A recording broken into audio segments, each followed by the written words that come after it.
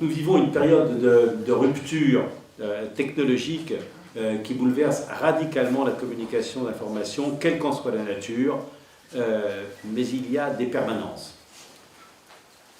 Déjà d'emblée, dans l'Antiquité, on savait que l'orateur est nécessaire à la cité. Cicéron définit dans De Oratore l'orateur par sa capacité à discerner la vérité et à mettre en lumière le sens de l'histoire. Traiter des affaires publiques là où il s'agit de convaincre une assemblée délibérante. Lors de la Révolution se pose immédiatement et naturellement le lien entre l'orateur et le pouvoir. Je cite, « Avez-vous des orateurs sous le sceptre des rois ?» demande Saint-Just. Non, le silence règne autour des trônes. Mais le glissement de l'art oratoire vers la propagande se fait sans difficulté. La propagande, je cite Wikipédia, est un concept désignant un ensemble de techniques de persuasion mises en œuvre pour propager par tous les moyens disponibles une idée, une opinion, une idéologie ou une doctrine pour stimuler l'adoption de comportements au sein d'un public cible. La propagande joue déjà un rôle majeur dans l'accession au pouvoir d'Auguste, l'empereur romain, en visant toutes les classes de la société. De tout temps, la propagande a été liée au pouvoir, par exemple en Angleterre pendant la période élisabéthaine, sous Louis XIV, ou bien entendu sous l'Empire en France, et encore plus comme moteur de toutes les dictatures. À côté, et avec la propagande, il y a la rumeur. Juste deux exemples qui méritent d'être rappelés. Le pogrom de Strasbourg, où environ 2000 juifs furent massacrés, ils sont arrêtés le vendredi, brûlés vifs le samedi 14 février 1349. La rumeur était celle de l'empoisonnement des puits par les juifs. L'autorité municipale en fait protégeait les juifs contre un important impôt. Mais une alliance des nobles et des artisans renverse le conseil et est suivie par le pogrom. Celui-ci était programmé en fait et avait pour but l'effacement des dettes qui furent brûlées en même temps que les juifs. Cet exemple n'est pas très loin de celui de la rumeur d'Orléans, étudié par Edgar Morin. C'est une affaire qui se déroule en 1969 et la rumeur a pris de l'ampleur dans la France entière.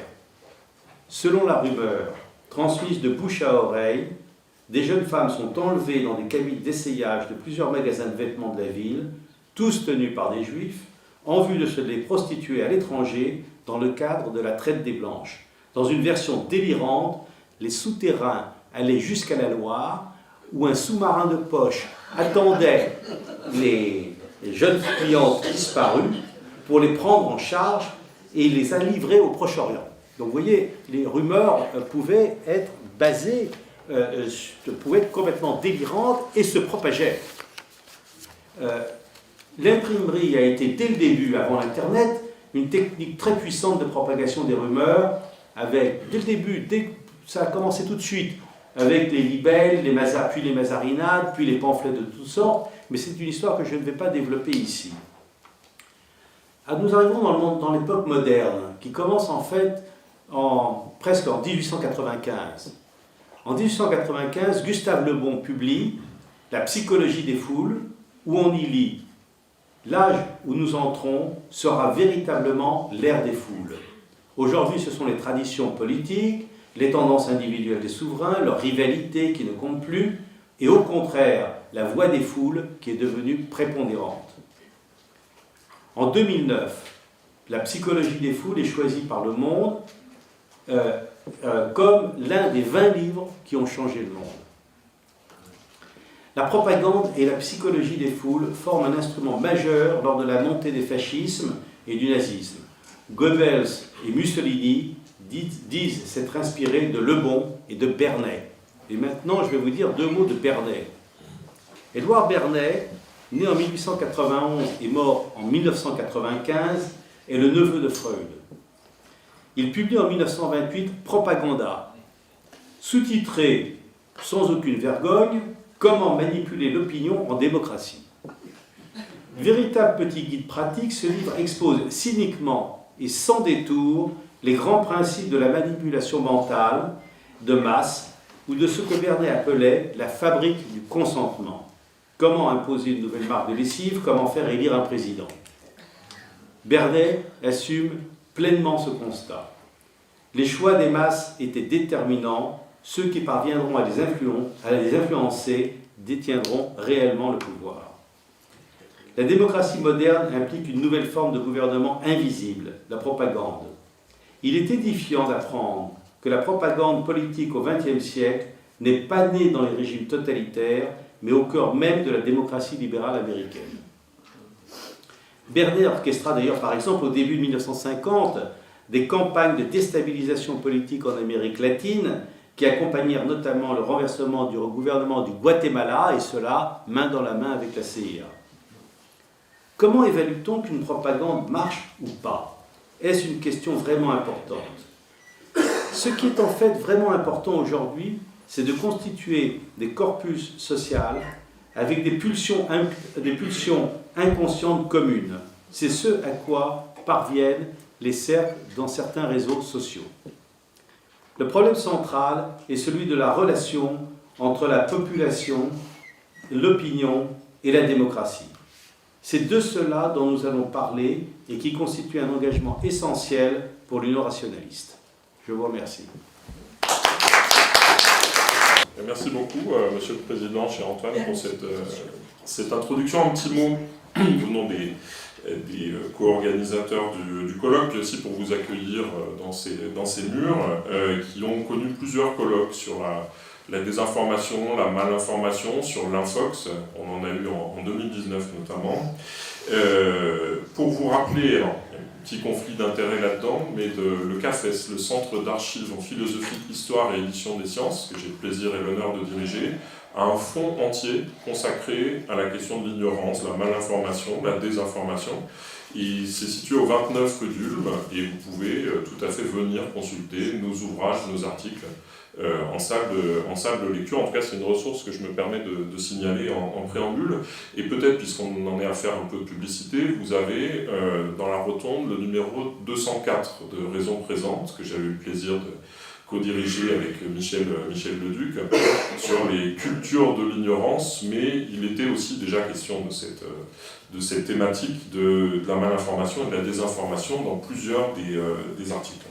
Alors, effectivement, moi, je ne vais pas parler trop longtemps, puisqu'on va avoir le plaisir d'entendre un panel extrêmement relevé sur ces questions, mais peut-être je voulais partager avec vous en préambule des questions qu'on peut se poser sur cette notion de désinformation, qui est une notion épaisse, en fait. C'est-à-dire qu'elle est lourde de nombreux présupposés.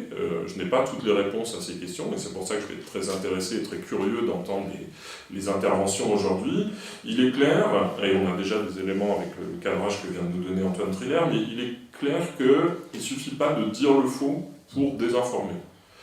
Si par exemple, en me rasant le matin, je dis à voix haute que l'accélération d'un corps en chute libre est proportionnelle à sa masse, je dirais quelque chose de faux, mais il est peu probable que je désinforme qui que ce soit. Donc la désinformation, elle présuppose un public.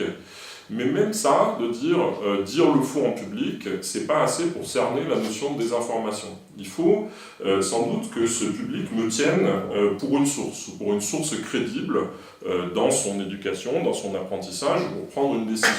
Il y a peu de chances, par exemple, que j'arrive à supposer que ce soit mon intention, à désinformer sur des notions fondamentales de physique, Madame Langevin, Édouard Brézin, Michel Leduc, ou sur des questions de biologie, de neurosciences, mon voisin Antoine Triller. Donc, il faut être sensible à ce présupposé. Je ne peux désinformer qu'un public qui est en quelque sorte dépendant de moi pour se faire son opinion, pour justifier un jugement, ou pour apprendre quelque chose qui est important pour lui.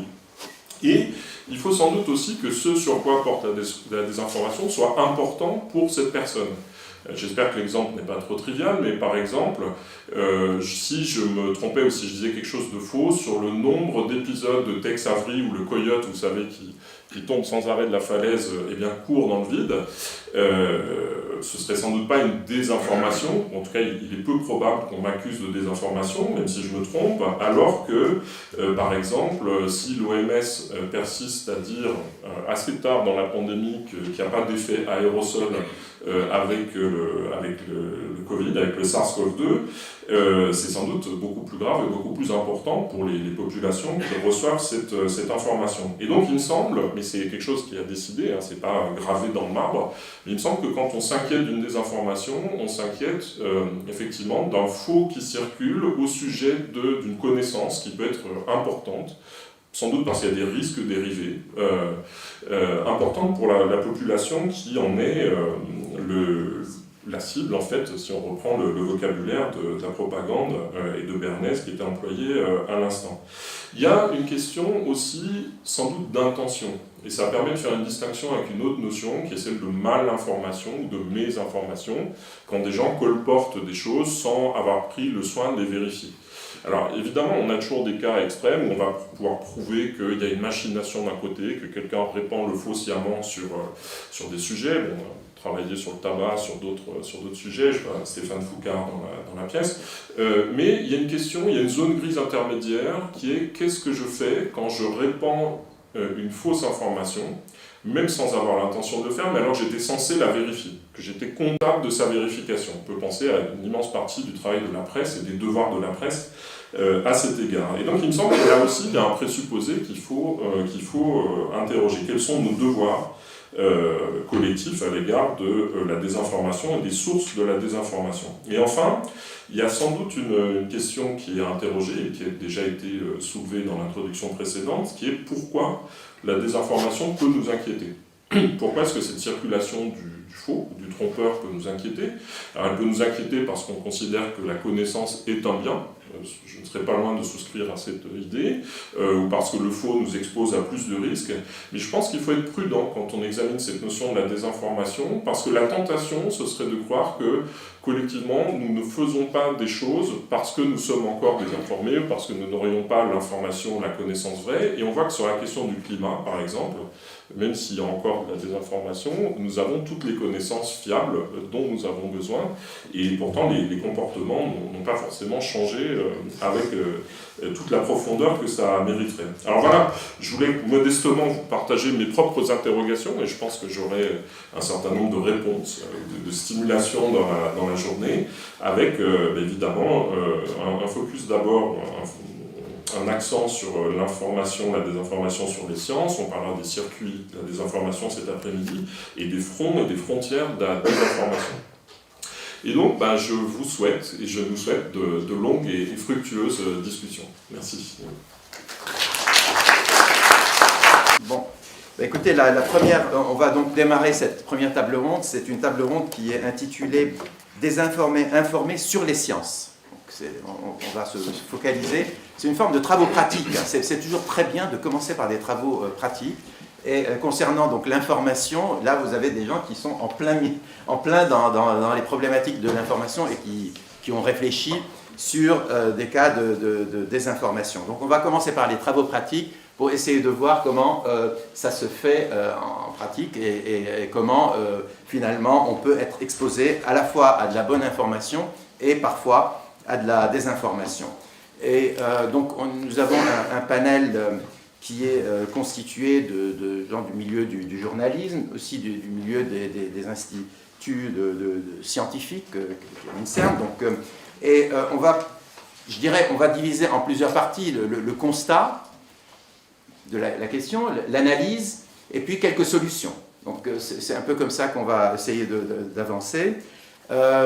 Sur un plan très pratique, c'est une quinzaine de minutes à peu près par orateur, et puis ensuite on va laisser place à une ou deux questions spécifiques sur l'exposé, ce qui nous laissera un peu de temps à la fin pour ouvrir complètement le débat et faire une discussion un tout petit peu plus générale. Donc, écoutez, normalement le premier, j'avais un peu inversé l'ordre qui est ici pour des raisons peut-être de logique. Je proposais de commencer par Stéphane Foucard, que vous connaissez sans doute, qui est journaliste scientifique au Monde et qui a écrit un certain nombre de bouquins aussi sur le sujet, donc qui travaille la matière scientifique pour essayer de la transmettre et qui réfléchit à tout ce qui a été fait dans le domaine aussi de la désinformation. Donc Stéphane, d'où je parle. Donc moi je suis donc journaliste au quotidien Le Monde et je m'occupe pas de sciences en général, mais de sciences de l'environnement, c'est-à-dire de toutes les sciences qui cherchent à documenter les effets, et en général les effets délétères ou déplorables des activités humaines sur l'environnement ou la santé. Donc c'est forcément et nécessairement des sujets qui sont controversés.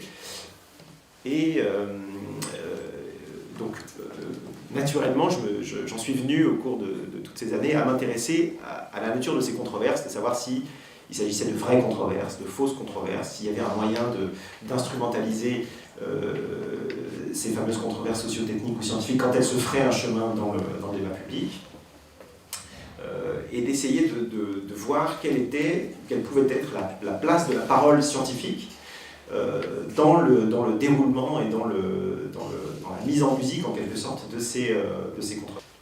Donc avant que ça s'allume, je vais peut-être commencer par vous parler très rapidement d'un livre célèbre qui traite de ces questions, qui s'appelle « Les marchands de doute », qui est un livre qui a été écrit par deux historiens des sciences américains, W. Esquisse et Eric Conway, et dont l'intention première est d'explorer les racines historiques et politiques de ce qu'on peut appeler l'écolo-scepticisme, c'est-à-dire une sorte de scepticisme poussé à son extrémité sur toutes les questions qui ont trait à l'environnement, ou un certain nombre de questions qui ont trait à l'environnement, en particulier le changement climatique, la réalité du changement climatique, la réalité de ses causes anthropiques, la réalité des pluies acides, ce genre de choses, des questions aussi, comme l'a dit Mathias, relatives à l'effet du tabagisme passif sur la santé publique, aux effets de la cigarette, aux effets des pesticides sur l'environnement et la santé, etc. Et ce qu'il y a de très intéressant dans ce livre, c'est que, de manière un peu impressionniste et de manière un peu incidente, il dresse comme ça une sorte de panorama de tous les arguments qui sont systématiquement, quels que soient les sujets abordés, qui sont systématiquement injectés dans le débat public et qui le sont en général par des personnalités du monde scientifique. C'est ça qui, je trouve, est assez intéressant, paradoxal, c'est que ces questions scientifiques, elles sont attaquées en général, non pas par des gourous, des gens qui ont des intérêts directs à défendre, mais par des gens qui se réclament d'une parole scientifique qui est fondée sur tout un tas de considérations qui appartiennent à la culture des communautés savantes, c'est-à-dire le doute méthodique, le fait qu'il ne faille pas trancher trop rapidement les controverses, la prudence épistémique, la prise en compte systématique de la contradiction, sur le fait de rechercher toutes les causes possibles d'un phénomène avant de se prononcer, sur l'idée, je cite Carl Sagan, que des affirmations extraordinaires requièrent des preuves extraordinaires, etc. Et ce que montrent Naomi Oreskes et Eric Conway dans leur livre, c'est qu'on peut faire un mésusage de tout cela. C'est-à-dire que tout ce qui constitue finalement le socle à la fois culturel et opérationnel des communautés scientifiques peut être en quelque sorte retourné contre la bonne information du public et des décideurs. Alors Naomi Oreskes a une très belle expression pour raconter ça. Elle dit, c'est un peu comme au jujitsu, on utilise la force de l'adversaire contre lui. Mais là, c'est un peu la même chose. On utilise en fait ce qui fait le fondement de la démarche scientifique contre la démarche scientifique. Ce qui est un moteur devient un frein. Et c'est, je trouve, une façon extrêmement subtile de mobiliser la parole scientifique dans l'espace public et dans le débat, puisqu'on ne dit que des choses vraies pour aboutir à quelque chose de faux ou de trompeur. Donc ça, je trouve que c'est une considération qui devrait être à l'esprit de tous les scientifiques qui s'expriment dans le débat public, et en particulier qui s'expriment hors de leur domaine de compétences. Je vois, bon, c'est des slides qui sont assez rudimentaires, mais je voulais quand même vous montrer deux ou trois petites choses. Donc cette idée qu'on peut utiliser les fondements de la démarche scientifique, ou en tout cas l'esprit dans lequel la connaissance est produite par les communautés scientifiques contre la bonne information du public, elle se traduit aussi par le fait que, et tout ça est important parce que, évidemment, les scientifiques prennent la parole dans le débat public. Et quand ils prennent la parole, on les écoute. Et on les écoute en général, quel que soit le domaine de compétence qui est le leur, et quel que soit le sujet sur lequel ils s'expriment. empiriquement, on peut constater qu'il y a une dizaine d'années, l'espèce de flambée climato-sceptique qu'il y a eu en France, elle a été... Alors, les journalistes ont bien évidemment leur responsabilité parce que c'est eux qui tendent le micro, mais elle a été essentiellement portée par des personnalités du monde académique, qui, dans l'écrasante majorité des cas, s'exprimaient donc hors de leur domaine de compétences. Alors, si ce que je vous dis a un petit fondement de vérité, ça voudrait dire que si on fait un sondage, à un instant donné, sur une question qui a l'air controversée dans l'espace public et qui a trait à des connaissances scientifiques, eh bien, les scientifiques vont être plus probablement sceptiques que la population générale. Ça, c'est un petit sondage qui a été fait en 2014 par l'ADEME, c'est un baromètre de l'ADEME sur les attitudes de la population vis-à-vis du changement climatique. Alors, vous avez vu qu'ici, ils sont classés en 3 catégories, les convaincus, ceux qui sont convaincus que le réchauffement est réel et causé par l'homme, ceux qui sont sceptiques, ceux qui doutent, hein, et ceux qui hésitent, qui estiment ne pas avoir suffisamment d'informations. Et là, vous voyez quelque chose d'extraordinaire, c'est que si vous êtes un scientifique, vous avez un risque presque 2 fois supérieur d'être sceptique que si vous avez un CAP. C'est-à-dire que vous avez un risque 2 fois supérieur de ne pas croire à un consensus scientifique qui est fermement établi à l'époque, puisque ce baromètre, il date de 2014. 2014, c'est 7 ans après le 4e rapport d'évaluation du GIEC, c'est-à-dire le 4e rapport d'évaluation du GIEC, le constat, c'est que non seulement on savait que ça allait se réchauffer, on savait que c'était à cause des activités humaines, maintenant on a la certitude que ça se réchauffe, et donc en 2007, le GIEC dit, et on est à plus de 90% sûr que si ça se réchauffe, c'est à cause de ce qu'on a émis comme dioxyde de carbone dans l'atmosphère. Donc on a un arsenal de preuves qui est écrasant, on a un consensus très fort international porté par toutes les communautés compétentes, mais si on fait un sondage dans le public, eh bien ceux qui sont les plus sceptiques, c'est-à-dire ceux qui seront quelque part les moins bien informés sur le sujet, eh bien ce sont des scientifiques. Évidemment des scientifiques au sens le plus général du terme. Donc on voit ici, c'est ce que racontaient Naomi Oreskes et Eric Conway sur une variété de sujets, qu'on peut créer des controverses en introduisant du doute sur des connaissances qui sont bien établies par les communautés compétentes. Et ces dernières années, on voit apparaître un autre phénomène qui travaille la fabrique de l'opinion de manière de plus en plus forte, c'est finalement le mécanisme symétrique qui est de fermer, de trancher les controverses sur des sujets qui sont débattus par les communautés compétentes, en s'appuyant sur, non pas sur cet arsenal dont je vous parlais ici, et, qui est très bien décrit par Naomi Oreskes et Eric Conway, mais sur la réglementation. Et on a tout un tas, aujourd'hui, de controverses socio-techniques, de controverses scientifiques, qui ont trait à des produits réglementés. Et là, le panorama change complètement, puisque les produits réglementés sont mis sur le marché au terme donc, de l'application d'une réglementation, c'est-à-dire de la loi. Et cette réglementation, elle prend des formes qui sont des formes scientifiques ou techniques dans une variété de situations, tout ce qui rentre dans les chaînes alimentaires, les plastifiants, les pesticides, les additifs, tout ce qu'on met dans l'alimentation est d'une manière générale réglementé, donc obéit donc à ces fameux cahiers des charges réglementaires. Et là, il se joue quelque chose à mon avis, très important dans la fabrique de l'opinion, et de l'opinion générale, mais de l'opinion de ceux qui nous dirigent également, de l'opinion de nos décideurs, c'est d'imaginer que cette réglementation suit un processus scientifique. Exactement comme si, par exemple, une évaluation des risques environnementaux d'un pesticide avant sa mise sur le marché avait la même valeur épistémique plutôt, qu'un rapport du GIEC. Ce qui est absolument faux. Et c'est ça qu'il faut bien avoir à l'esprit. C'est une autre façon de mal utiliser la parole scientifique et l'autorité de la science dans le débat public, c'est de croire que la réglementation, c'est la science. Alors c'est faux, je parle sous le contrôle bienveillant de Robert Barouki. Il y a une diversité de situations dans lesquelles eh bien, la science académique, elle dit même parfois le contraire de ce que dit la science réglementaire. Et il y a aussi une diversité de situations dans laquelle la science réglementaire ignore plus de 90 ou 99% de ce qui est publié sur un sujet dans la littérature scientifique. Donc il y a une diversité d'exemples dont on pourra peut-être parler au cours de la discussion, mais c'est vraiment quelque chose qui marque les controverses sur ces sujets. J'ai encore un peu de temps ? Oui. Voilà. Dans ces histoires, les agences d'expertise publique, on connaît tous, au niveau européen, l'EFSA, aux États-Unis, l'EPA, la FDA ou l'ANSES en France, ces agences créent non seulement le cadre réglementaire ou remplissent le cadre réglementaire dans lequel elles sont censées fonctionner, mais elles créent aussi de la connaissance et elles communiquent.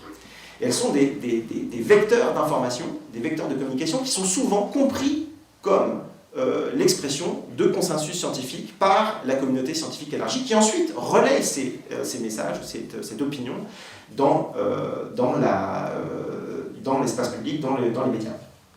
Et on retombe sur, finalement, une situation qui ressemble à celle qui est décrite par Naomi Oreskes et Eric Conway, où, finalement, des scientifiques, en s'exprimant à la marge ou à l'écart de leur domaine de compétences, participent, finalement, à la mauvaise information du public, en général avec la complicité de journalistes, bien sûr, mais il n'en reste pas moins que souvent, le point de départ est une parole à tonalité scientifique, ou en tout cas qui est entendue comme telle par le public. Alors je ne peux pas, évidemment, vous dire ça sans vous donner quelques exemples, parce que sinon vous n'allez pas me croire, vous aurez raison d'être sceptique. Je vous donne juste deux exemples, moi, qui me semblent intéressants, d'exemples de controverses qui ont été dénouées depuis. Le cas du bisphénol A, donc, tout le monde connaît maintenant, qui est un plastifiant qui est utilisé très largement, auquel 95% de la population occidentale est exposée, et qui, il y a une quinzaine d'années, est arrivé comme ça dans l'espace public, dans les médias, comme un sujet controversé. Les gens avaient peur des effets du bisphénol A sur la santé, en particulier la santé des nourrissons, puisque c'était un produit qu'on retrouvait dans les biberons, en plastique, etc. Cette controverse, elle apparaît dans les médias autour de 2008-2009. Et immédiatement, vous avez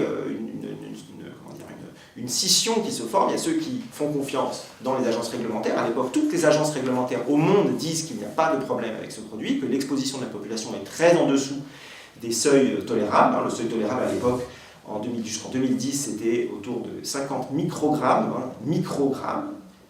10-6 par kilo de poids corporel par jour, et tout le monde était exposé à moins que ça, donc il n'y avait pas de problème. Et cette parole-là était portée comme une parole scientifique.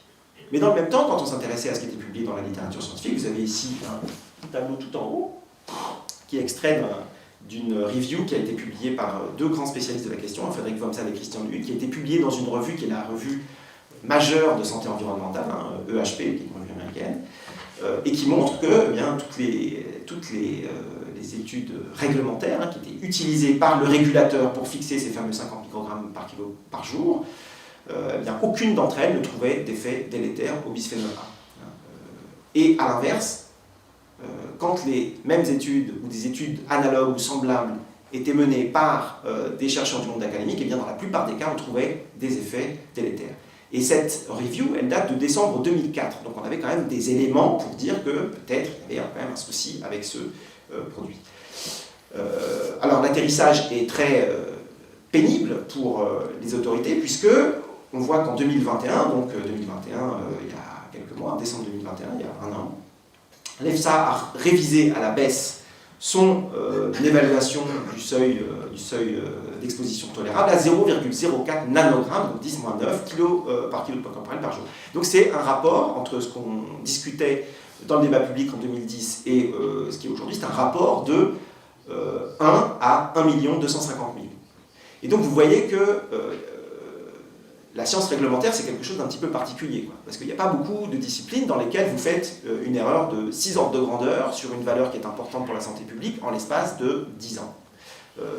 Donc c'est comme si on confond la balade au parc d'1 kilomètre avec 3 fois la distance Terre-Lune.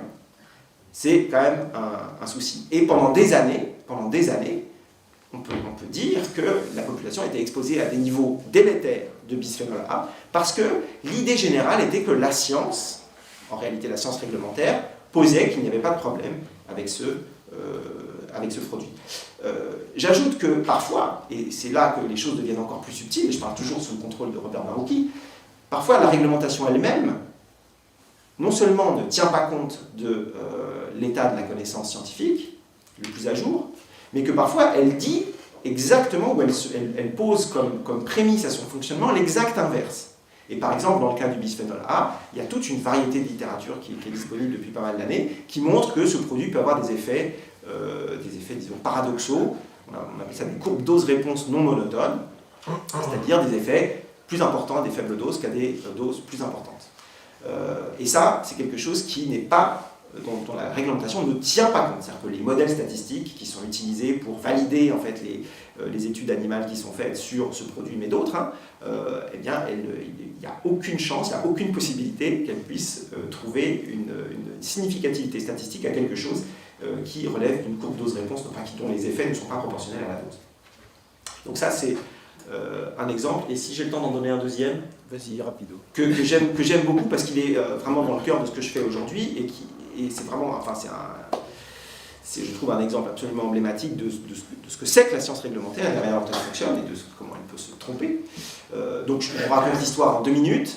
Vous avez une grande préfecture japonaise dans le sud-ouest du Japon qui s'appelle la préfecture de Shimane qui fait 7000 km, 6700 km², donc c'est un grand territoire.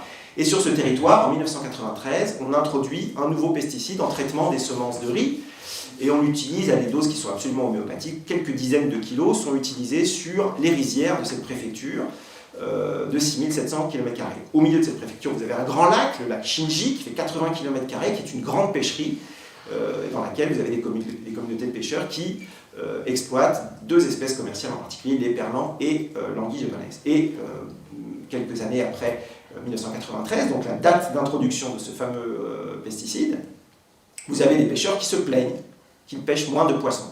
Les poissons, il y en a moins depuis qu'on utilise ce produit. Alors, on demande à la science, avec un grand S, de se pencher sur la question, en tout cas la science des régulateurs, et on essaie de regarder s'il y a un lien entre la quantité de produits qui est utilisée dans cette préfecture, autour de ce lac, et les prises de poissons. Vous voyez ici, on n'arrive pas très loin après le début de l'introduction de ce produit. Vous voyez, à gauche, c'est la quantité de ce produit et de ses cousins qui est utilisée.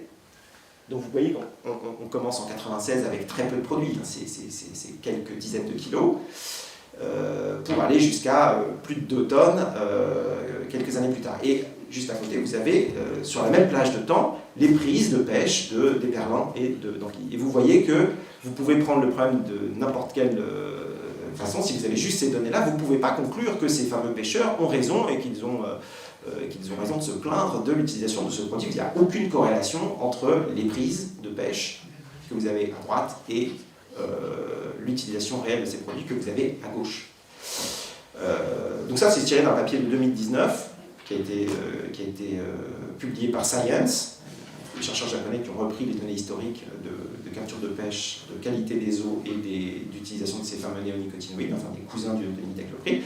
Sauf que, voilà, c'est ça qui est publié quand vous avez toutes les données. C'est-à-dire que vous n'avez aucun effet progressif, vous n'avez pas d'effet dose-réponse progressif, linéaire, que les régulateurs aiment bien utiliser pour faire des évaluations de risque. Vous avez le passage radical d'un état d'équilibre à un autre, où vous avez, avant mai 1993, des prises de pêche qui totalisent plusieurs centaines de tonnes de poissons par an, et immédiatement après 1993, un effondrement radical avec quasiment rien pour les perlans et une baisse substantielle de l'ordre de 80% pour les anguilles. Et donc vous voyez qu'à partir des instruments de la science réglementaire, vous ne pouvez pas donner une information scientifiquement juste sur une situation comme celle-là. Bon, j'en finis rapidement. En théorie, on se dit, quand on est scientifique, que chaque information est pertinente, elle doit être utilisée dans l'évaluation du risque, c'est comme ça que ça marche. Si une information elle est solide, publiée dans la littérature, elle devrait avoir droit de citer, ça n'est pas le cas.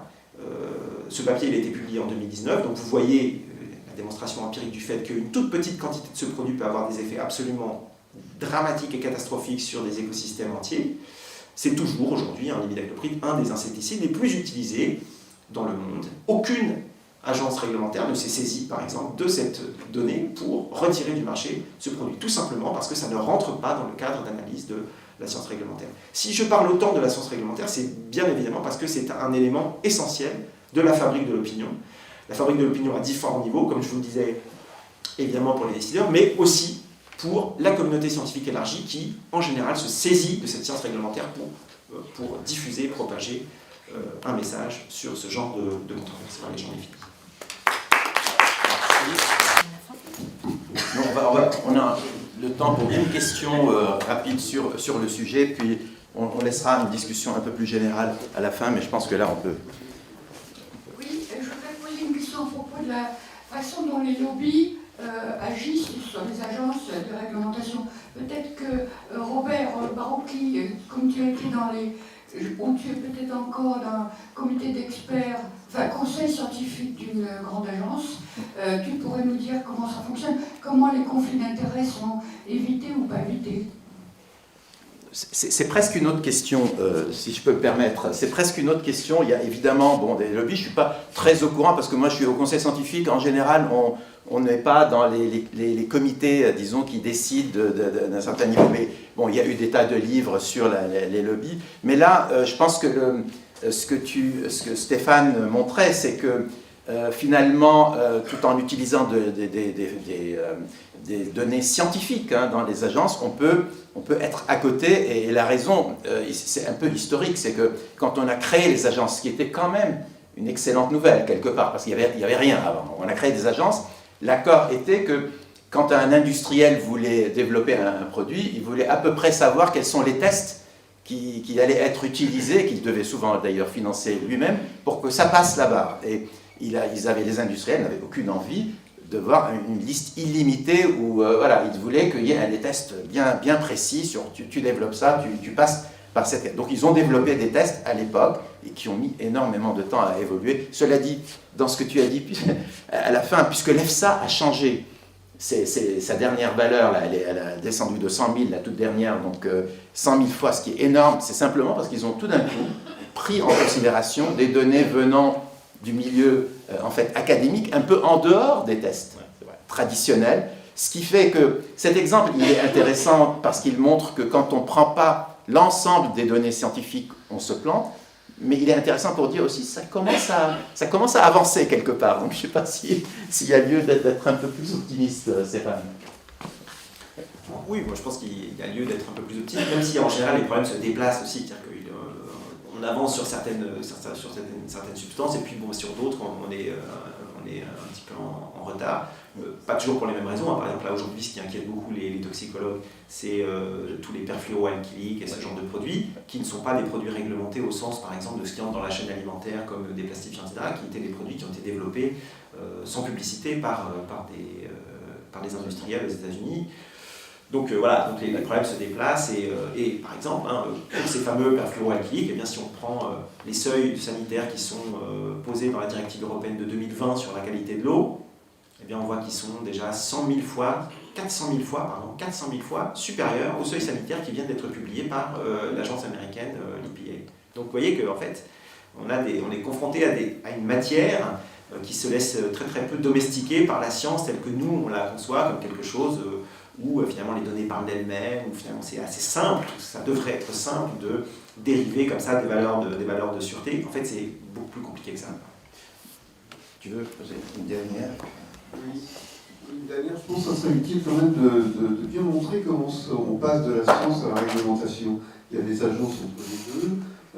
J'imagine que qui siègent dans les agences, il doit y avoir des scientifiques, pourquoi ces scientifiques-là ne sont pas les mêmes que les autres. Enfin, il y a toute une sociologie là qui serait intéressante de comprendre, parce que pour le public, effectivement, c'est pas par hasard si le public estime que la réglementation est validée par les scientifiques. C'est ça qu'il faut casser. C'est ce mur que je pense que tu n'as pas eu le temps, mais que ça serait intéressant. Non, c'est évidemment passionnant. D'abord, je veux surtout dissiper un malentendu. Je ne dis pas que les agences sont corrompues. Je dis que le cadre réglementaire dans lequel ces gens travaillent induit un certain nombre de choses qui relèvent de ce que je vous racontais sur le hiatus qu'il peut y avoir parfois entre la science académique et la science réglementaire. Mais il ne s'agit pas de corruption au sens classique du terme. Il s'agit de gens qui appliquent les cahiers des charges, qui appliquent la loi, tout simplement. c'est aussi simple que ça. Et la loi, elle vient des politiques. On est dans un système un petit peu autorotatif, circulaire, où les politiques disent « Ah, mais moi, je me fie à la science, je me fie à ce que disent mes agences. » Et puis les agences disent bah, « Nous, on applique la loi. » Et la loi, elle est votée par ceux qui disent qu'ils se... Enfin, vous voyez, c'est un peu un cercle vicieux, quoi. Mais c'est essentiellement un problème légal. D'ailleurs, parfois, c'est écrit en toutes lettres. Hein. Je vous recommande la lecture d'un rapport de l'ANSES sur les SDHI, donc une autre classe de pesticides qui fait toujours débat.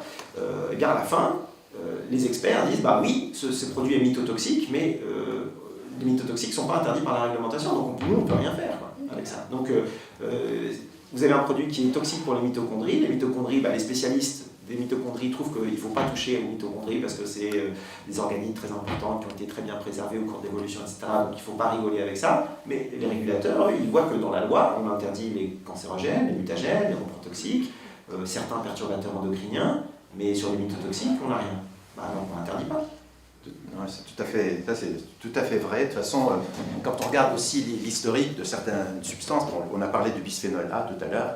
Le bisphénol A, tout le monde sait que c'est un plastifiant, il entre dans les matières plastiques, et puis qu'on aurait découvert que c'est un perturbateur endocrinien. La réalité est l'inverse. C'est à l'origine un perturbateur endocrinien. On l'a fabriqué pour mimer les hormones, pour en faire un médicament. Et ils ont préféré le distilbène à l'époque au bisphénol A, et on a vu ce que ça a donné. Mais donc c'est l'inverse, c'est un perturbateur endocrinien qui est devenu plastifiant parce que finalement on l'a mis de côté comme médicament, ce n'était pas prometteur. Et donc il y a tout un historique. Et pour les perfluorés, c'est vraiment le grand sujet actuel en toxicologie.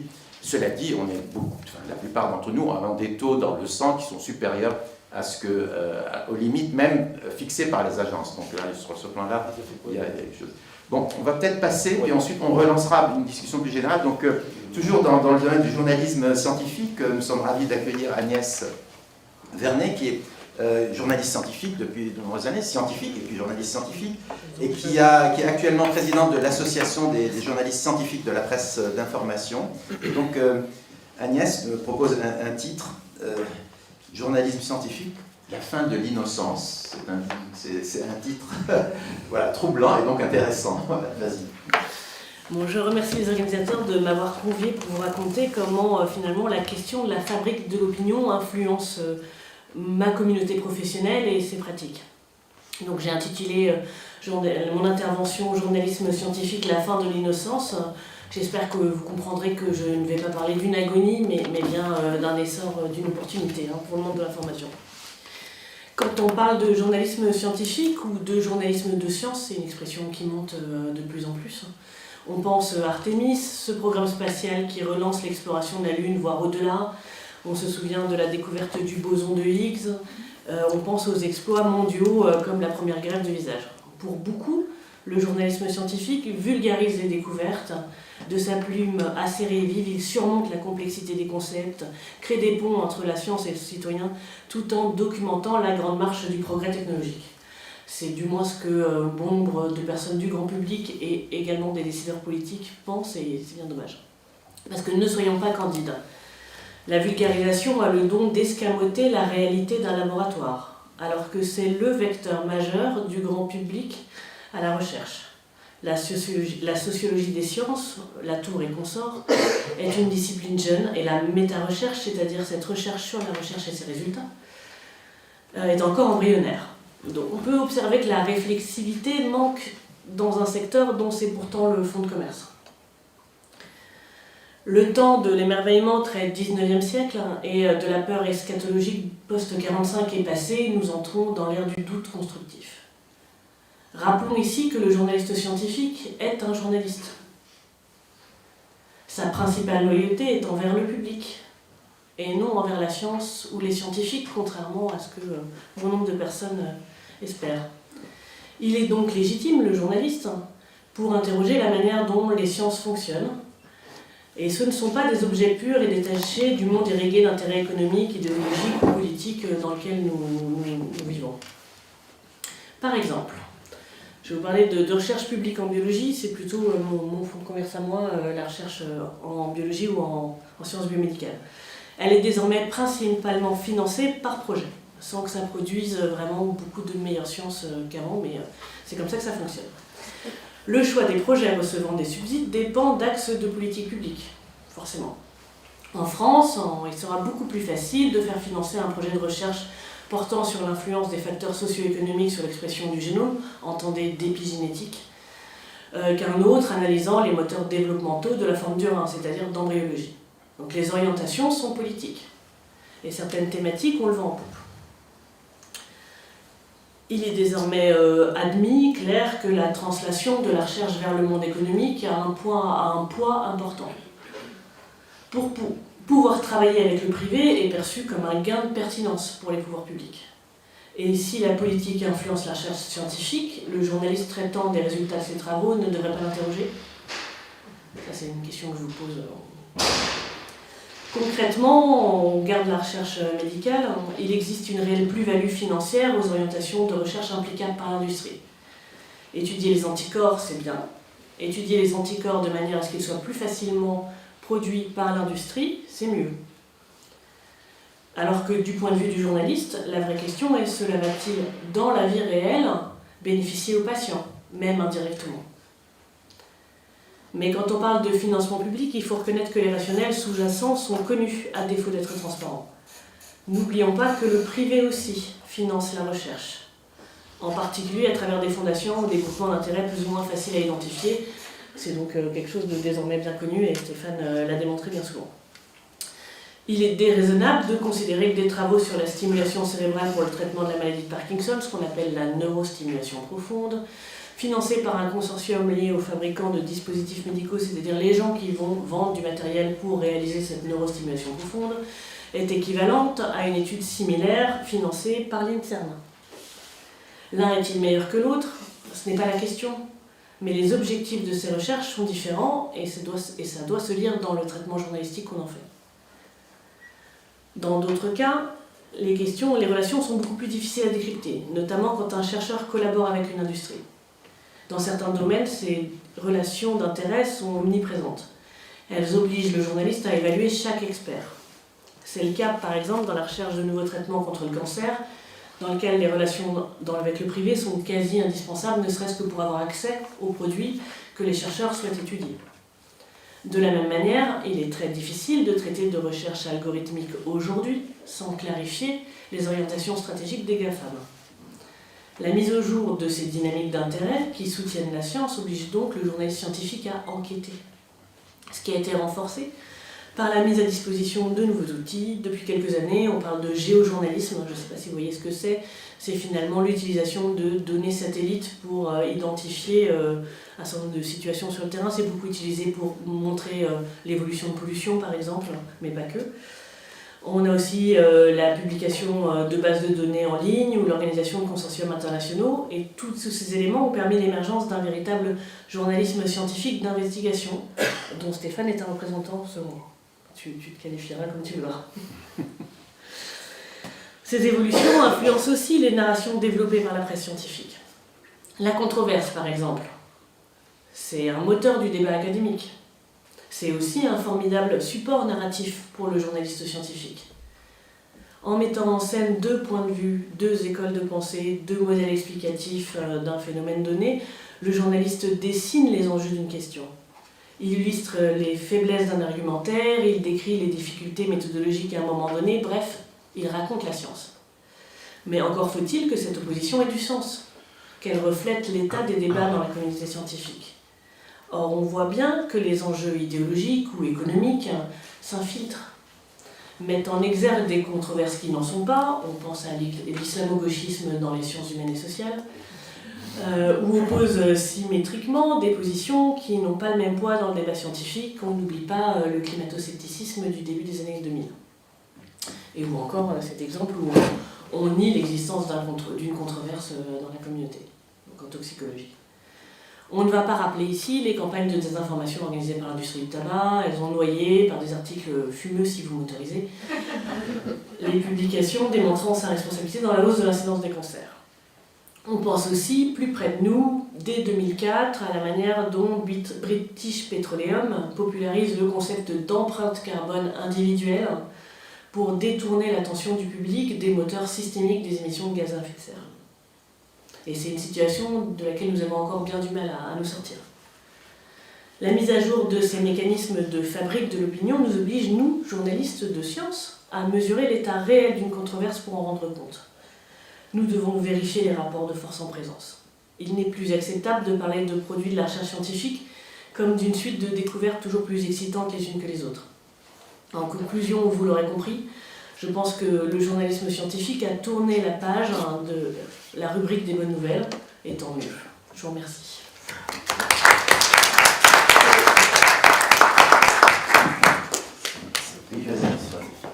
Moi, j'ai une question très très brève à poser par rapport à ce que vous avez dit sur le rôle des journalistes, parce qu'il y a une fabrique de la controverse. La fabrique de la controverse alimente finalement un certain type de journalisme, donc il y a également un lien d'intérêt de certains journalistes avec leurs employeurs, qui fait qu'ils vont alimenter la controverse. On l'a vu très nettement au moment de l'hydroxychloroquine, on l'a vu dans des tas d'autres situations où on met ensemble, comme s'il y avait une controverse, et les journalistes savent ce qu'ils font, on met ensemble des gens qui sont défendeurs de positions antagonistes, mais qui sont totalement hors de la controverse scientifique. Alors, je pense que le journalisme est finalement un métier assez encadré par un certain nombre de chartes déontologiques. Hein, et si des médias, des journalistes, des chaînes d'information continues choisissent de sortir de ce cercle-là, on peut peut-être estimer qu'ils ne font pas de journalisme. Mais oui, mais à un moment donné, on peut nommer les choses aussi. Pourtant, on les voit. Comment on fait déjà en le reconnaissant, en essayant de ne pas estimer que... Enfin, le but du jeu d'un journaliste, c'est quand même de décrire la réalité pour informer. C'est quand même... Notre objectif, c'est toujours ça. Quand des gens déforment la réalité pour vendre des espaces publicitaires, peut-être que ce ne sont pas des journalistes, en effet, point. Il faut leur retirer leur carte dans ce cas-là. Si je puis me permettre, je ne veux pas du tout défendre les journalistes, je déteste les journalistes. Mais sur cette histoire d'hydroxychloroquine, l'ancien directeur général de l'ANSM, l'Agence de sécurité du médicament, a fait un grand article dans le Figaro, pour dire que lui, il avait été convaincu par les arguments de Didier Raoult, et que lui, il croyait qu'effectivement, il fallait utiliser l'hydroxychloroquine. L'ancien directeur général de l'ANSM écrit ça dans le Figaro. Vous êtes un journaliste, même BFM TV, CNews, je ne sais quoi, et vous dites à votre rédacteur en chef, ce serait bien qu'on n'organise pas ce débat-là sur l'hydroxychloroquine, parce que l'affaire est pliée. Bon, non, l'affaire n'est pas pliée. Si le directeur général de l'ANSM publie ce genre de truc, pourquoi ne pas organiser un débat autour de cette question? Vous voyez, les journalistes, pour la plupart, s'en réfèrent finalement à ces prises de parole qui se font hors de tout cadre de probation tel que le connaissent les savants quand ils publient dans la littérature scientifique. On se fie à ce que des professeurs de médecine, des gens qui sont réputés savants, prennent comme position. Alors, excusez-moi, là je ne voudrais pas continuer ce débat, parce que c'est un débat qui est très important, qui est la question du concept d'expert. Je le dis toujours, et ce n'est pas une nouveauté, le noyau d'expertise d'un expert est très étroit. Et très vite, pour cette personne qu'on va appeler expert, il y a autour un halo où il a une opinion qui est parfois bien fondée, et puis très rapidement, nous avons l'opinion de l'expert, et non plus l'expertise de l'expert. Et donc c'est un élément à contour flou, un expert. L'expertise est un contour flou, et c'est là où il y a un véritable problème, c'est-à-dire qu'est-ce que c'est qu'un expert. Et de ce point de vue, je crois qu'il y a une véritable réflexion à avoir pour tout le monde, pour reconnaître quel est le lieu d'expertise de l'expert lui-même. Et donc là, le fait qu'il se déclare comme expert, souvent, alors on parle des médecins, du monde médical, etc. Là, c'est là où on voit les effets les plus frappants de ce phénomène, où on va dire le professeur machin, expert du cancer, alors qui connaît un cancer bien, il ne connaît pas tous les autres. Voilà. Je dis juste ça comme ça. Non, mais je pense que ce qui est bien dans ce débat, c'est qu'on ne... on pourrait parler des lobbies, etc. Mais on parle en fait, intrinsèquement, par la réglementation d'une part, la notion d'expert, quel est le bon expert, quel est le bon journaliste, etc. Dans notre milieu de scientifiques et de journalistes, intrinsèquement, il y a des éléments qui font qu'on n'a pas la bonne information, qu'on peut se tromper. Et je pense que c'est très très bien de se pencher sur nos propres soucis. On va continuer donc la table ronde et puis il y aura du temps pour la discussion générale, donc ne soyez pas trop frustrés. Donc avec cette fois un aspect peut-être des solutions proposées peut-être par des établissements. Donc Karine Delrieux qui est directrice de la communication à l'INSERM, qui est aussi au cabinet donc, du PDG de l'INSERM, que je connais depuis très très longtemps. Et donc Karine qui va peut-être nous parler de comment donc, un institut comme l'INSERM essaie de trouver des solutions à ce type de problèmes et des informations. Merci beaucoup. Effectivement, on a essayé, je vais vous raconter en quelques mots comment on a vécu la crise, nous, à l'INSERM, ce qu'on a essayé de faire et le bilan qu'on en tire. Mais avant les solutions, les problèmes. Les problèmes ont été nombreux pour nous tous. D'abord, les problèmes du citoyen lambda, que nous sommes tous à la fin de notre journée, qui ont été pendant la crise une angoisse folle, une inquiétude quotidienne, une envie irrépressible d'avoir des réponses claires sur ce virus, la maladie, les complications, les modes de transmission, voilà, tout ce qu'on ne savait pas, pour partie ce qu'on ne sait pas encore. Donc nous, déjà à l'INSERM, on s'est rendu compte que se mettre à hauteur de ces angoisses et du citoyen, ça allait nous demander beaucoup de changements, beaucoup d'efforts. Des efforts pour répondre aux questions, celles auxquelles on savait répondre, donc en tant qu'organisme leader en sciences biomédicales, et donc évidemment particulièrement impacté dans la crise. Dans sa mission, outre de produire de la science et des solutions scientifiques, dans sa mission d'information du public aussi. Et on a eu un problème, le problème numéro 1 qu'on a eu, c'est un problème de rythme, de tempo. Et là, je me tourne vers mes collègues journalistes. Je suis contente aussi, j'espère qu'on pourra échanger sur cette question tout à l'heure. C'est qu'on s'est rendu compte que nous n'avions aucune réponse intéressante à apporter aux questions des journalistes, et derrière eux, derrière les questions des journalistes, les questions des gens en fait. Pourquoi ? Parce qu'on ne savait pas répondre dans les temps. Et le temps, vous imaginez bien que, voilà, au début de la crise, et puis pendant quasiment 2 ans, même là aujourd'hui on a un petit peu plus de temps de réfléchir, et je pense que les pratiques ont évolué tous ensemble, mais il y a eu, je dirais, 6 mois, 12 mois de sidération totale où on savait, nous à l'INSERM, mais nos chercheurs et chercheuses savaient qu'ils avaient des réponses à apporter, mais ils n'arrivaient pas à les apporter dans le temps imparti. Première chose. Deuxième chose, M. Trier parlait tout à l'heure du champ de compétences et de la qualité de l'expertise. On s'est rendu compte aussi qu'il fallait qu'on change d'une certaine manière la façon dont notre science s'exprimait. Parce qu'elle avait tendance à s'exprimer sur un champ de compétences un petit peu plus large que le champ réel de la personne interviewée. Je parlais pas mal de médias. C'est une mauvaise habitude, on l'a tous, et en fait on s'est rendu compte que là, il fallait particulièrement mettre l'accent sur le fait que quand on proposait une réponse par un de nos chercheurs ou une de nos chercheuses INSERM sur un sujet, à un journaliste qui nous a posé la question, il fallait indiquer de quoi il était responsable en termes de thématiques scientifiques, ce sur quoi il pouvait répondre et ce sur quoi il ne pouvait pas. Mais là, c'était notre troisième problème, c'est que ça n'avait aucune importance. Un journaliste qui tenait un scientifique sur un plateau ou une émission de radio ou une interview, il s'en fichait complètement de son champ de compétences. Et c'est pas du tout pour jeter la pierre, vous verrez que moi j'ai une opinion très positive des journalistes durant la crise. En tout cas, je trouve que le journalisme grand public, parce qu'à ma gauche j'ai des journalistes scientifiques, donc qui sont des journalistes éduqués pour certains, pour beaucoup scientifiques eux-mêmes aux problématiques de la science. Nous, c'est le quatrième problème, après je passerai aussi, on avait tout à coup à faire, nous, organismes de recherche, CNRS, INSERM, INRAE, peu importe, on a tous eu un problème, à des journalistes grand public. On n'avait jamais vu ça, nous, un journaliste grand public, donc il n'est pas du tout,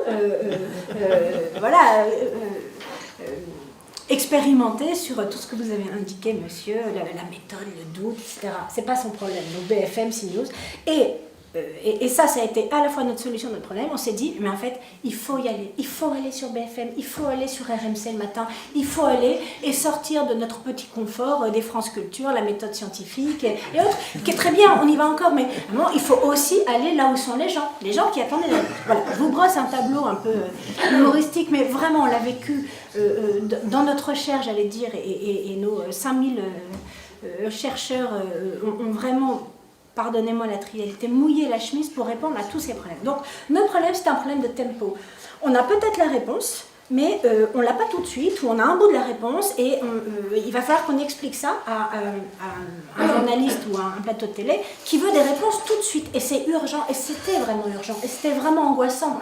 Souvenez-vous, au fil des premiers mois, on ne pouvait pas arriver en plateau en disant, écoutez, la méthode scientifique, c'est peut-être oui, peut-être non, on verra, on va se concerter, et puis dans 6-8 ans, on aura un bout de réponse. C'est pas entendable. Si vous voulez, ça n'est pas un service rendu possible quand on est un organisme financé par le public et l'impôt public de dire, bon ben, on ne sait pas encore, mais on saura, mais on va en parler entre nous, et puis rendre. Donc, on s'est dit, qu'est-ce qu'on peut apporter d'intelligent qui va apporter un bout de la réponse, parce que évidemment, il n'y a pas beaucoup, souvenez-vous, les vaccins, le mode de transmission, les aérosols, fermer les écoles, pas fermer les écoles, enfin, voilà.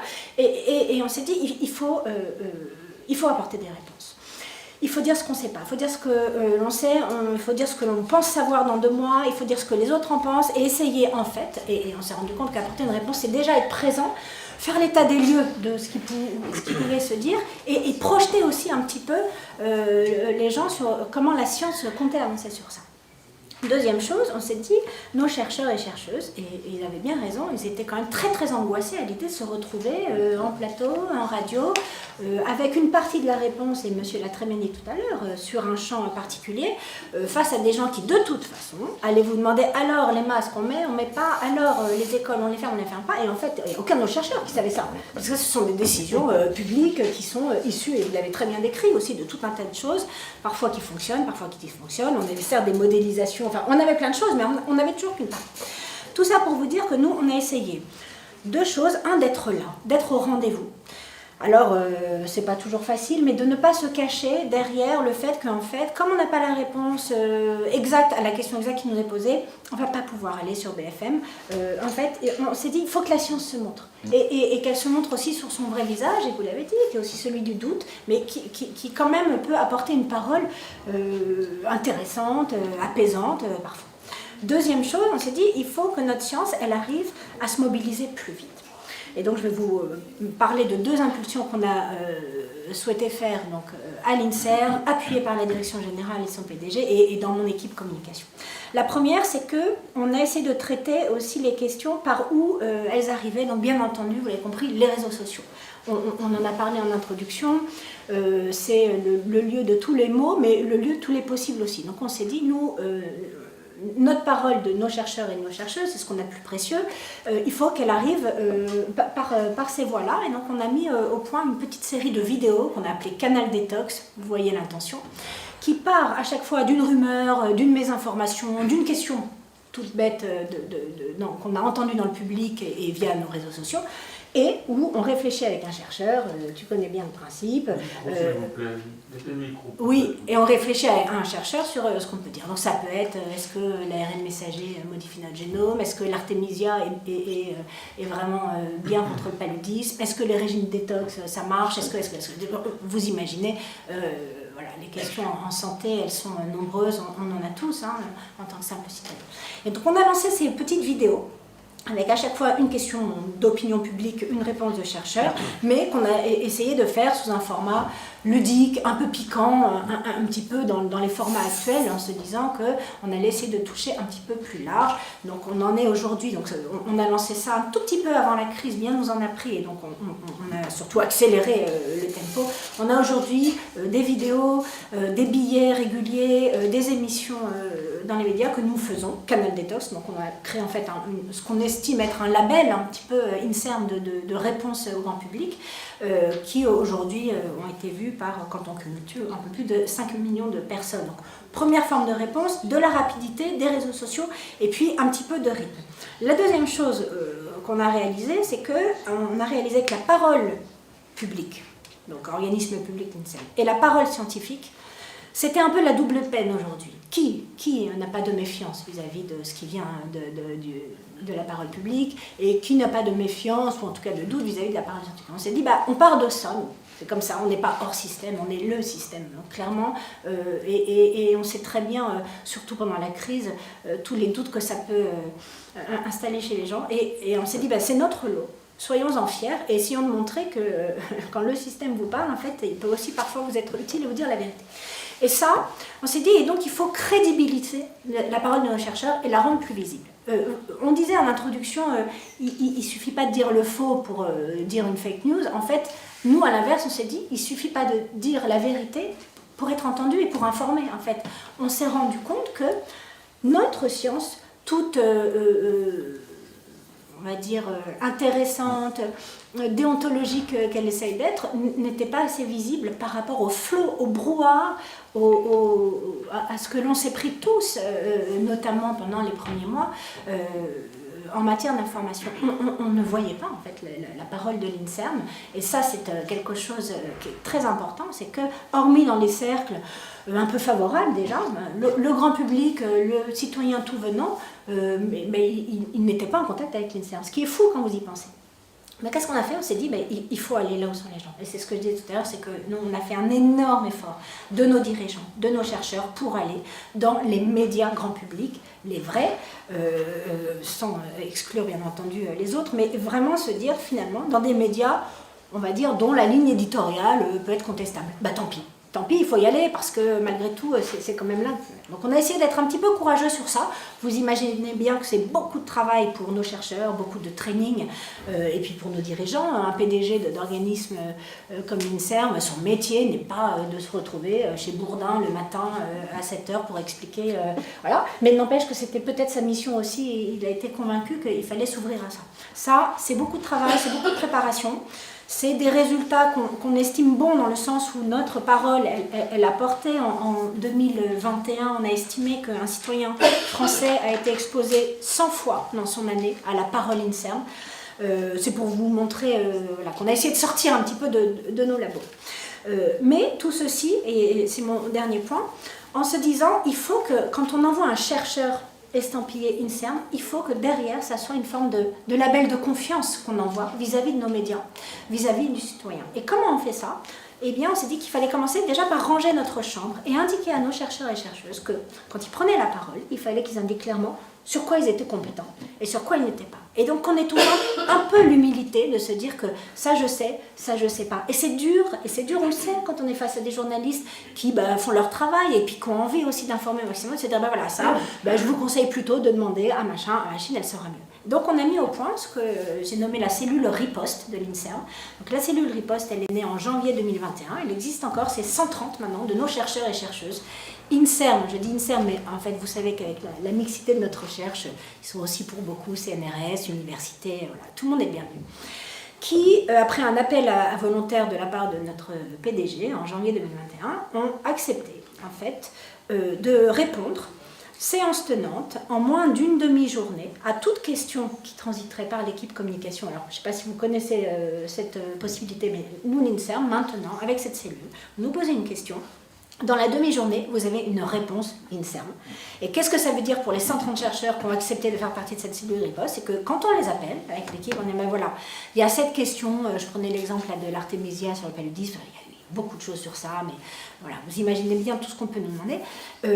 Vous êtes compétent sur le sujet, est-ce que vous acceptez de produire une réponse écrite, d'aller en plateau, etc., où que vous soyez, parce que bien entendu c'est dans toute la France, y compris en Outre-mer, et de laisser quelques heures votre travail de chercheur pour faire un autre travail qui est celui d'informer correctement. Donc on en a 130, c'est pas fini et vraiment on est très très reconnaissants parce qu'on s'est rendu compte à quel point nos chercheurs et nos chercheuses en fait bouillaient d'envie. À la fois de dire le vrai, peut-être de redresser le faux, parce que nous parlions de l'hydroxychloroquine. On ne va pas s'éterniser, mais on en a entendu quand même beaucoup. C'était dur de se contenir, et finalement, peut-être qu'il y a eu un petit retard au démarrage de la part des grandes institutions. Je crois qu'on peut tous faire notre mea culpa. Nous, on le fait volontiers à l'INSERM en disant on a peut-être mis un peu de temps à réagir aussi sur quand c'est faux et qu'on le sait, il faut peut-être le dire, même si on n'a pas tous les éléments, il faut peut-être aussi indiquer que ça, on ne le sent pas quand même, qu'il n'y ait pas des formulations très scientifiques, mais voilà. Donc, mais passer cette sidération, et moi je voudrais saluer aussi les médias quand je trouve, moi je dirais, vers la rentrée, vers le septembre 2021, clairement changer leur pratique aussi, en acceptant l'idée qu'ils allaient attendre 3 heures de plus, mais du coup ils auraient une réponse INSERM ou CNRS, etc., par quelqu'un dont on sait, puisque dans notre cellule riposte, on leur demande de décliner vraiment leur champ de compétences, leur zone d'intérêt de façon très très précise, que voilà, quand on arrive à mettre en relation, et ben, si c'est la bonne personne, ils auront une réponse INSERM qui peut-être vaut un peu plus que monsieur machin qui a 28 000 followers, certes, mais enfin qui n'a pas forcément l'ensemble du collectif INSERM derrière lui. Et dernière chose, la conclusion, nous, la décision qu'on a prise, c'est que la controverse, la méthode, le doute, on se le gardait pour nous.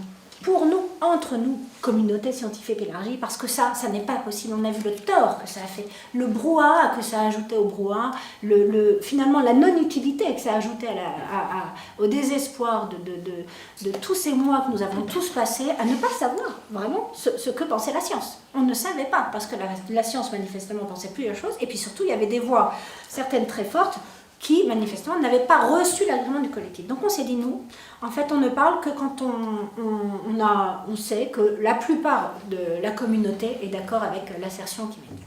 Donc on a essayé, vous l'avez compris, d'être à la fois un petit peu courageux, de sortir de nos précarés, et très prudent dans ce que nous avancions en essayant comme d'habitude, mais un peu plus que d'habitude, de se confronter à nos collectifs de chercheurs. Donc voilà, la cellule riposte, fake news, je vous en ai parlé, donc des vidéos, et surtout un livre que je remets avec joie à mes camarades de tablée, donc produit par l'INSERM. Donc ça c'est un livre, il est vendu 14 €, on en est à la 2e réimpression, ça fait plaisir de se dire qu'on est capable aussi de produire quelque chose pour le grand public, qu'un ensemble, il n'y a pas que du Covid, il y a aussi de la santé féminine, de la détox, de l'environnement bien entendu. C'est un livre qui se veut familial, qui se veut pour traîner sur la table basse, lisé par tous, et qui se fait une petite collégation de tout ce qu'on sait, tout ce qu'on a relevé comme rumeur, et tout ce que l'INSERM peut dire. Ça c'est un objet, voilà, on vante un livre, c'est normal que ça vale, mais l'ensemble des informations en fait sont disponibles gratuitement sur le site inserm.fr. Je vous dis ça parce que c'est important aussi quand on essaye de se dire bon, mais il faut qu'on rende service nous au grand public, bien sûr de ne pas mettre une barrière de prix. Voilà, le bilan. Je peux pas je voudrais pas donner le sentiment qu'on est dans un satisfait site. Qui peut être satisfait de l'état dans lequel ressort la parole scientifique après 2 ans et demi de pandémie, mais nous on essaye en tout cas de sortir de chez nous avec les autres organismes, hein. Là je vous parle de l'initiative INSERM, c'est normal, mais on n'est pas les seuls à faire les choses, et puis d'être au service des gens. Ça veut dire quoi? Ça veut dire qu'il n'y a pas de saute question, et même quand on n'a pas toute la réponse, on va essayer d'expliquer des choses qui vont faire au moins avancer le cheminement, mais on essaye de quitter en fait une forme de forme professorale, de dire attendez, je vais vous expliquer comment marche la science, comment on est là, et ensuite je vais peut-être écouter votre question. Non, on va écouter votre question, on va vous dire que peut-être ça on sait un peu, etc. Et ensuite, si on a le temps, et si c'est possible, si l'émission, si le plateau, si l'interview le permet, expliquer, distiller un tout petit peu de comment la science peut fonctionner. Mais à la fin, donc on a essayé d'inverser aussi les postures. Voilà en résumé, je suis à votre disposition bien sûr pour compléter et polémiquer, j'espère. Merci beaucoup Karine. Merci. Quand un chercheur scientifique de l'INSERM parle à un journaliste, il parle au nom de l'INSERM ou il parle en son nom? Merci de ta question. Alors, bon, la communauté scientifique est libre et à l'INSERM, tout le monde est libre de ce qu'il veut. Bon, moi je suis le département communication, donc il y a toujours un petit côté policier dans l'affaire. En fait, ouais, non, les chercheurs sont libres bien entendu. De toute façon, ça c'est même pas la peine de... Mais quand tu es chercheur INSERM, et tu l'es, même si c'est une de tes multiples casquettes, tu emportes, quand tu t'exprimes, une partie de l'image de l'INSERM à chaque fois que tu t'exprimes sur un sujet que tu traites à l'INSERM. Donc en toxicologie, quand tu nous parles du BCM et que tu es présenté comme Robert Barouki, chercheur INSERM, c'est une partie de l'image de l'INSERM. Qu'est-ce que ça veut dire pour nos chercheurs? Ça veut dire qu'il faut qu'ils en soient conscients, c'est tout. Et que quand on est chercheur, INSERM ou CNN, on ne s'exprime jamais en son nom propre ou en tant que simple citoyen. C'est pas vrai, parce que le média qui vous invite n'invite pas un simple citoyen. Il invite la marque qu'il y a derrière vous. Donc nous, ce que l'on fait dans mon équipe communication, c'est juste de rappeler ça, et le PDG le fait aussi. Vous engagez l'image de votre maison, de notre maison collective, quand vous vous exprimez. Donc il faut juste le savoir et réfléchir à ce qu'on dit. Et puis, mais ça se passe très bien, à quelques exceptions près. Dans tous les organismes, nous avons eu voilà, nos exceptions. On les gère mal, comme tout le monde, mais on sait que les autres, on va dire, rachètent le collectif. Non, mais d'expérience, en fait, c'est souvent quand on est en face à des médias très généralistes. Moi je vais dans l'émission d'Ali Réveilly, à 10h du matin de temps en temps, très grand public. Alors là, et des questions, je veux dire, moi, j'ai pas grand-chose, je n'ai pas beaucoup de compétences sur la contamination des serviettes hygiéniques féminines par de la dioxine, comme ça a été. Tout ce que je peux dire, c'est que la dioxine, c'est sans doute pas bien, mais alors dans le détail, je suis toujours un peu... D'ailleurs, la dernière fois, j'ai pas pu ou j'ai pas voulu, parce que là, c'était tellement pointu comme sujet, il m'a fait un peu une petite crise un peu de dépit. Pourquoi tu viens pas? Mais parfois, c'est extrêmement... La question est extrêmement précise, et peut-être que nous, chercheurs INSERM, CNRSA, on est un peu loin parfois de l'aspect le plus pratique qui va intéresser les gens. Donc ça, c'est un vrai sujet. Il faut faire travailler aussi l'équipe communication, qui est là pour ça, aussi tenir compte des besoins du journaliste et voir si on a quelque chose de jouable à apporter. C'est le travail aussi de préparer une interview pour qu'elle soit au bénéfice de toutes, la mieux troussée possible. Mais là-dessus, si je peux rajouter quelque chose, quand on refuse de s'exprimer parce qu'on estime qu'on est peut-être à la marge de son domaine d'expertise, on prend quand même le risque que le chercheur appelle, et que le journaliste appelle quelqu'un d'autre qui n'aura pas ces scrupules-là et va répondre bien loin de son expertise, et là c'est bien dommage quand même. Juste une petite question qui empiète un peu sur ce qui va être dit cet après-midi. C'est que beaucoup de cette information, on a parlé des lobbies, des influenceurs, j'ai évoqué tout à l'heure Bernet avec le tabac, enfin oui, puis après ça c'est venu les marchands de doute, comme ça a été exprimé. Et il y a aussi un autre mur, qui est le mur politique. Et dans les derniers épisodes que nous avons vécus, beaucoup d'informations ont été transférées par le monde politique pour des raisons politiques et qui rendaient, là encore, où il y avait derrière une soi-disant expertise dont on ne savait pas d'où elle venait, et qui a été extrêmement, difficile. Je sais que pour l'INSERM, ça a été très difficile, comme pour les autres EPST, c'était très difficile pour les journalistes de s'y retrouver. Tout le monde avait des opinions. Je me souviens d'une porte-parole de l'Élysée qui a dit à la radio, j'ai entendu, ah mais moi je ne sais pas comment on met un masque. Qu'est-ce que c'est que cette histoire-là? À quoi ça sert ça? Voilà, je me souviens très bien. Bon, voilà. Donc il ne faut pas oublier, également il y a le lobby bien entendu, mais il y a également le politique. Tout à fait. Enfin, moi j'ai une expérience assez... J'étais auditionné à l'Assemblée nationale sur les pesticides. Et l'INSERM avait produit une très belle analyse, une expertise collective, M. Lazare est là, donc l'expertise collective est qui a marqué, en fait, c'est une expertise qui a marqué parce qu'elle a exprimé les choses. Alors, dans des expertises de type INSERM, on ne va pas mettre ce pesticide donne le cancer, on va mettre le poids des preuves pour la relation entre ce pesticide et le cancer est modérée, forte, quasi certaine, etc. Donc on module un peu comme le fait le Centre international de recherche et qui correspond en fait au poids des preuves qu'on a pour affirmer quelque chose. Et donc j'expliquais ça à nos amis, j'avais je pense à ma gauche beaucoup d'écologistes et à ma droite des élus de milieux plus ruraux et qui donc étaient un peu gênés. Et en gros ce qu'ils me disaient, ils avaient besoin d'autre chose. Ils me disaient, vous êtes sûr à combien de pourcents? Il fallait que je donne un chiffre. Et donc j'étais là embêté, et puis finalement je leur ai dit 80%.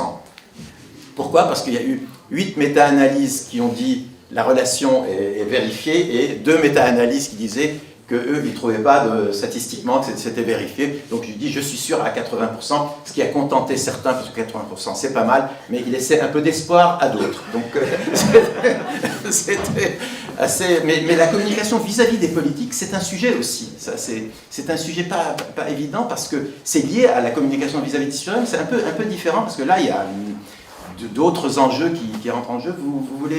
L'INSERM est confronté à ça régulièrement, et le CNRS et l'INRA, bien sûr. nous, on essaye d'aller au-devant, donc l'effort dont je vous parlais vers le grand public, on l'a fait vis-à-vis des parlementaires et du personnel politique. Donc on suscite ce qu'on appelle, nous, des petits déjeuners de décryptage sur les sujets dont on pense qu'ils sont à l'ordre du jour de leur programme de travail, et on convie alors entre 8 et 30 parlementaires, parfois aussi assortis d'une visite en laboratoire. Récemment, là, on a emmené l'OPEX à Cochin pour leur montrer, d'une part, le travail scientifique en train de se faire, et puis faire un peu de formation, si on peut l'appeler ainsi, sur les sujets qui nous intéressent. Bon, ils le font volontiers, et ça leur permet de s'outiller. On a tous vu là récemment que le gouvernement avait été formé aux problématiques environnementales par la talentueuse Madame Masson. Nous, à notre petit niveau, on essaye régulièrement de faire ça. Bon, ça suffit pas forcément, et on essaye aussi, à l'inverse, que la science et notre expertise ne se fassent pas instrumentaliser. On a bien vu sur la Covid qu'il y a ce que l'on dit, puis après ce que d'autres en font. Mais ce que d'autres en font, ça n'est plus notre problème. Ça a été suivi, même à l'étranger, le fait que les politiques et les fonctionnaires, les hauts fonctionnaires, ont demandé à avoir plus de formation dans certains domaines pour être un tout petit peu plus au courant. Donc c'est quelque chose qui bouge. Bon, et puis on voit aussi des étudiants de grandes écoles qui se manifestent aussi dans ce domaine pour qu'on leur enseigne un peu autre chose que ce qu'on leur enseignait traditionnellement. Est-ce qu'il y a... Maintenant, on peut ouvrir une discussion plus générale, bien sûr. Alors, je vais essayer de vous passer le micro. Bonjour, ma question porte sur un domaine de désinformation qui est l'éducation, les inégalités scolaires. C'est un sujet sur lequel il y a une vraie connaissance en France, et pourtant les sociologues qu'on voit dans le grand public généralement ont des discours un peu simplistes qui ont tendance à renforcer le sentiment d'autoréalisation. Vous êtes condamné, vous êtes des perdus parce que vous n'avez pas réussi à aller en milieu secondaire, et qui n'explique pas dans le détail des mécanismes complexes qui sont à la fois sociologiques et psychologiques, qui expliquent ces inégalités qui sont pourtant connues. Est-ce qu'il y a une explication là-dessus? Est-ce que vous avez travaillé sur le sujet, ou est-ce que je suis un peu trop loin des habitudes des sujets que vous avez l'habitude de porter? Merci. Moi, je veux bien un peu vous donner mon éclairage à moi. Moi, je ne traite pas de sciences de l'éducation, mais du point de vue de l'association des journalistes scientifiques français, on a un peu le sentiment que quand on touche aux sciences sociales dans le débat public, on en oublie un traitement scientifique, et qu'on va avoir justement ce que vous décrivez, une discussion d'opinion, alors qu'on pourrait aller chercher là aussi, il y a des sociologues, il y a des gens compétents, il y a des gens avec des expertises qui pourraient enrichir le débat. Et donc je me demande, en vous écoutant, si on n'est pas face à ce genre de situation.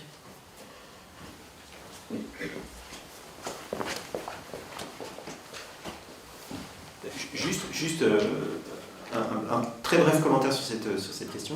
Moi, j'observe que la presse, d'une manière générale, ne couvre pas l'actualité scientifique des sciences humaines et sociales, et elle ne couvre pas non plus l'actualité scientifique sur la recherche, par exemple, en économie, quoi. Quelque chose de très étonnant, quoi.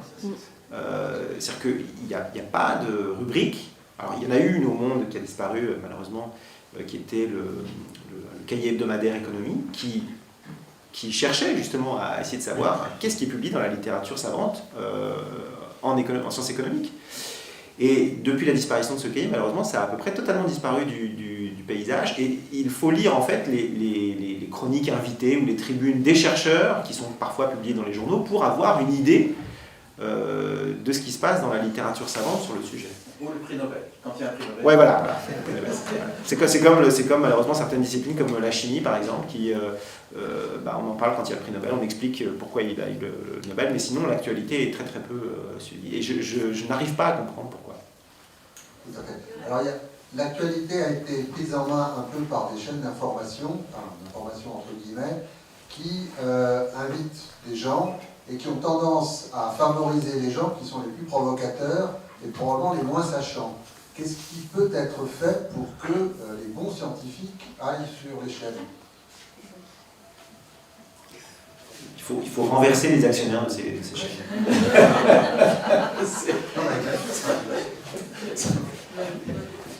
Non, mais c'est ce qu'on disait tout à l'heure, hein, je pense que c'est totalement un choix conscient, et du coup, ils font ce qu'ils veulent, en fait, ils sont chez eux, ouais. Oui. Et l'INSERM, Bon, nous, on a essayé d'en mettre des bons sur les plateaux, j'espère qu'ils se sont vus. Oui, bonjour, moi j'ai un problème à soulever, parce qu'on parle évidemment des experts, vous parlez de ceux qui s'expriment, mais vous ne parlez pas de ceux qui reçoivent. C'est un peu comme dans un enseignement. C'est-à-dire qu'il faut penser à ceux qui ne peuvent pas comprendre, et ça c'est très complexe, parce que les gens, le commun des personnes n'aiment pas douter, parce qu'on n'a pas appris qu'on avait le droit de douter dans l'enseignement français. J'étais enseignante, hein, je peux me permettre de dire ça. Donc je crois que le travail il est gigantesque au niveau de la communication. Parce que le problème, c'est pas tellement pour moi les experts, c'est pas tellement celui qui parle, mais moi mon problème c'est de comprendre pourquoi dans mes amis, il y en a qui sont 100% pour une personne, pour une autre, alors qu'ils ont la même, a priori, formation, ils sont allés à l'école. Et je crois qu'il y a un travail à faire là-dessus. Alors je parlais à une Ukrainienne, c'est ma meilleure amie, et même à d'autres Ukrainiens, par rapport, ils me disaient, par exemple, Poutine, ça n'a rien à voir avec le sujet, mais quand même. Il y en avait certains qui disaient que Poutine était fou, d'autres qui disaient qu'il n'était pas fou, simplement il avait une grande qualité, c'est qu'il savait ce que son peuple voulait entendre. Alors, vous parlez des propriétaires de grandes chaînes, etc. Eux, ils savent ce que le public... Je veux pas culpabiliser non plus le public, mais en fait, c'est un cercle infernal, c'est un peu désespérant. Moi, je pense que la clé, malheureusement pour certains, c'est presque trop tard, mais on devrait, en fait, être plus humble soi-même et comprendre que se tromper, ce n'est pas être faible. Et je crois que le gros problème, c'est que beaucoup de personnes, même dans les réseaux, on se sent plus fort, on appartient à une opinion que tout le monde partage. Et c'est très difficile d'être différent à un moment donné, surtout quand on a un problème, on veut la réponse tout de suite. C'est comme dans le médical, quand on est en danger, quand on sait qu'on est en danger, on veut la réponse tout de suite, on n'aime pas entendre, je ne peux pas vous répondre. Il y en a qui préfèrent dire, oui, je vais vous soigner tout de suite. Et voilà, donc en fait c'est un sujet presque philosophique, parce que, enfin, qui est pour moi fondamental. Je veux répondre. Moi, je pense que l'incertitude, bon, c'est toujours difficile. On est, en tant que scientifique, on est toujours, on doit travailler dans l'incertitude. On en a parlé tout à l'heure, le doute, l'incertitude. Mais moi, je trouve, je suis pas aussi pessimiste parce que finalement, quand on regarde la météo maintenant, on vous donne un poids sur la certitude d'avoir de la pluie le lendemain. Ce qu'on faisait aux États-Unis depuis très longtemps et qu'on fait maintenant pratiquement tout le temps en France. Je pense que c'est passé et au fond, ça donne plus de crédibilité quelque part à la météo parce que vous imaginez avant, quand on dit qu'il va pleuvoir le lendemain et qu'il ne pleut pas, vous imaginez les réactions. Maintenant, j'ai 50% de chance de pluie, donc finalement, j'étais pas complètement loin de la plaque. Quoique les gens confondent beaucoup le pourcentage de pluie et la quantité de pluie qui va tomber. Oui, non, mais bien sûr. C'est peut-être vrai, mais quand même, c'est un début d'introduire le fait que c'est une science qui ne donnera pas avec certitude quelque chose, mais elle peut par contre mesurer le niveau de certitude, et en fait, ça peut s'appliquer à des tas d'autres domaines. Donc, bon, je ne sais pas ce que vous en pensez, parce qu'on a parlé un peu, est-ce que le doute est acceptable quand on parle au grand public? On peut peut-être en discuter un tout petit peu. Qu'est-ce que vous en pensez? Vas-y, Caroline. Moi, je retiens dans la question de Madame cette idée que, en fait, et vous avez raison, quand on ne sait pas tous, qu'est-ce qu'on va le plus écouter quand on est soumis à tout un tas de réponses? Et je crois que c'est intéressant pour nos organismes scientifiques ou nos paroles scientifiques, c'est d'arriver à faire quelque chose dont on n'avait pas forcément tous conscience avant, c'est de créer des marques. En fait, des marques de crédibilité, des marques de confiance, mais comme des marques grand public, comme Nespresso, comme Livebox, peu importe. Avoir cette humilité, vous avez employé le mot, de se dire, bon, bah, dans la vie, dans la journée, dans la semaine d'un citoyen normal, il y a assez peu de place pour la science, en fait. C'est ça notre société aujourd'hui. Donc on ne va pas essayer de rééduquer, oui, ceux qui peuvent le font très bien. Mais nous, on arrive avec notre lot qui est qu'un citoyen, il consacre quoi dans sa semaine à la question scientifique? 10 minutes si on a de la chance et s'il est un peu averti. Donc il faut arriver à se frayer un chemin, et se frayer un chemin en période de crise, puisqu'on parlait de ça, et arriver à dire quelque chose qui lui sera utile, c'est aussi effectivement se positionner comme un émetteur qui sera plus digne de confiance que ce qu'il aura entendu à droite, à gauche, et aider aussi à faire le tri. Moi je retiens ce que vous dites. Et donc pour faire ça, et je vous prends un exemple dont je n'ai pas parlé aujourd'hui. À l'INSERM, nous on fait quelque chose, je crois, qui ne s'est jamais fait dans l'univers scientifique, c'est qu'on dépense de l'argent en communication pour faire de la publicité. C'est-à-dire que vous avez peut-être vu depuis 18 mois, dans le métro, dans les gares SNCF, sur les bus, des affiches avec marqué une question en santé, INSERM.fr. Donc de la publicité payante. Donc, ça coûte très cher, hein, la publicité. Et la question tout de suite, c'est... Il ne faut rien mettre l'argent dans vos labos, en fait. Ben non, en fait, bien sûr qu'on met de l'argent dans les labos, mais ça aussi, créer cette marque solide qui est le fruit de notre travail collectif et qui dit à quelqu'un, vous avez une question en santé, bah, peut-être préférez d'aller tapoter sur insem.fr ou le compte Twitter que sur un autre. Et donc peut-être qu'il y a une partie dans votre question de la réponse qui est autour de savoir créer aussi des marques de quelque chose pour une société qui est devenue un petit peu imperméable à la science. C'est fini les belles années où on était dans un émerveillement, où on avait soif de progrès. Aujourd'hui, les gens sont quand même tournés vers autre chose, peut-être plus de divertissement, etc. Et donc, une parole scientifique, elle a besoin de lutter un petit peu avec les armes d'aujourd'hui, de se rendre, bien sûr, éthique, transparente, tout ce qu'il faut, mais et un peu intéressante aussi. Voilà, c'était ce que ça m'évoquait, moi, votre intervention. Édouard Présin. Oui. Nous sommes passés un peu vite de Naomi Oreskes et Conway, donc, qui signalent les Philippe Morris et al., qui ont une influence très pernicieuse sur nous. Nous sommes passés très vite aux agences chargées des réglementations, comme si en quelque sorte il y avait continuité entre Philippe Morris et les agences de réglementation. Autrement dit, s'il est absolument indispensable pour la presse de comprendre quels sont les mécanismes ou les lobbies sous-jacents, là, la presse a un rôle indispensable à jouer. Est-ce qu'elle ne participe pas à une remise en cause systématique et complète de la parole des experts? Il n'y a plus d'experts de nos jours, et nous sommes quand même dans une situation où le doute l'emporte très systématiquement, et à force de douter d'absolument tout, je me demande si on comprend quoi que ce soit. Donc j'aimerais bien votre avis à ce sujet. Peut-être Stéphane. Comme je le disais, hein, il y a effectivement un raccourci un petit peu rapide entre Philippe Morris et les agences réglementaires. Il ne s'agit pas du tout de les mettre sur le même plan. Il ne s'agit pas du tout de dire que les lobbies filtrent les agences réglementaires. Je ne crois pas du tout que ce soit le cas, ou en tout cas pas toujours le cas. Ça peut arriver, hein, ça arrive toujours d'ailleurs. Mais je crois qu'en termes de fabrique de l'opinion, je crois que ce sont des phénomènes qui... je pense que ce sont des phénomènes qui ont des formes de lien. Oui. Je vais juste prendre un exemple. Alors oui, on doute beaucoup aujourd'hui de la parole des experts, mais quelque part, toute l'actualité récente nous incite à la méfiance.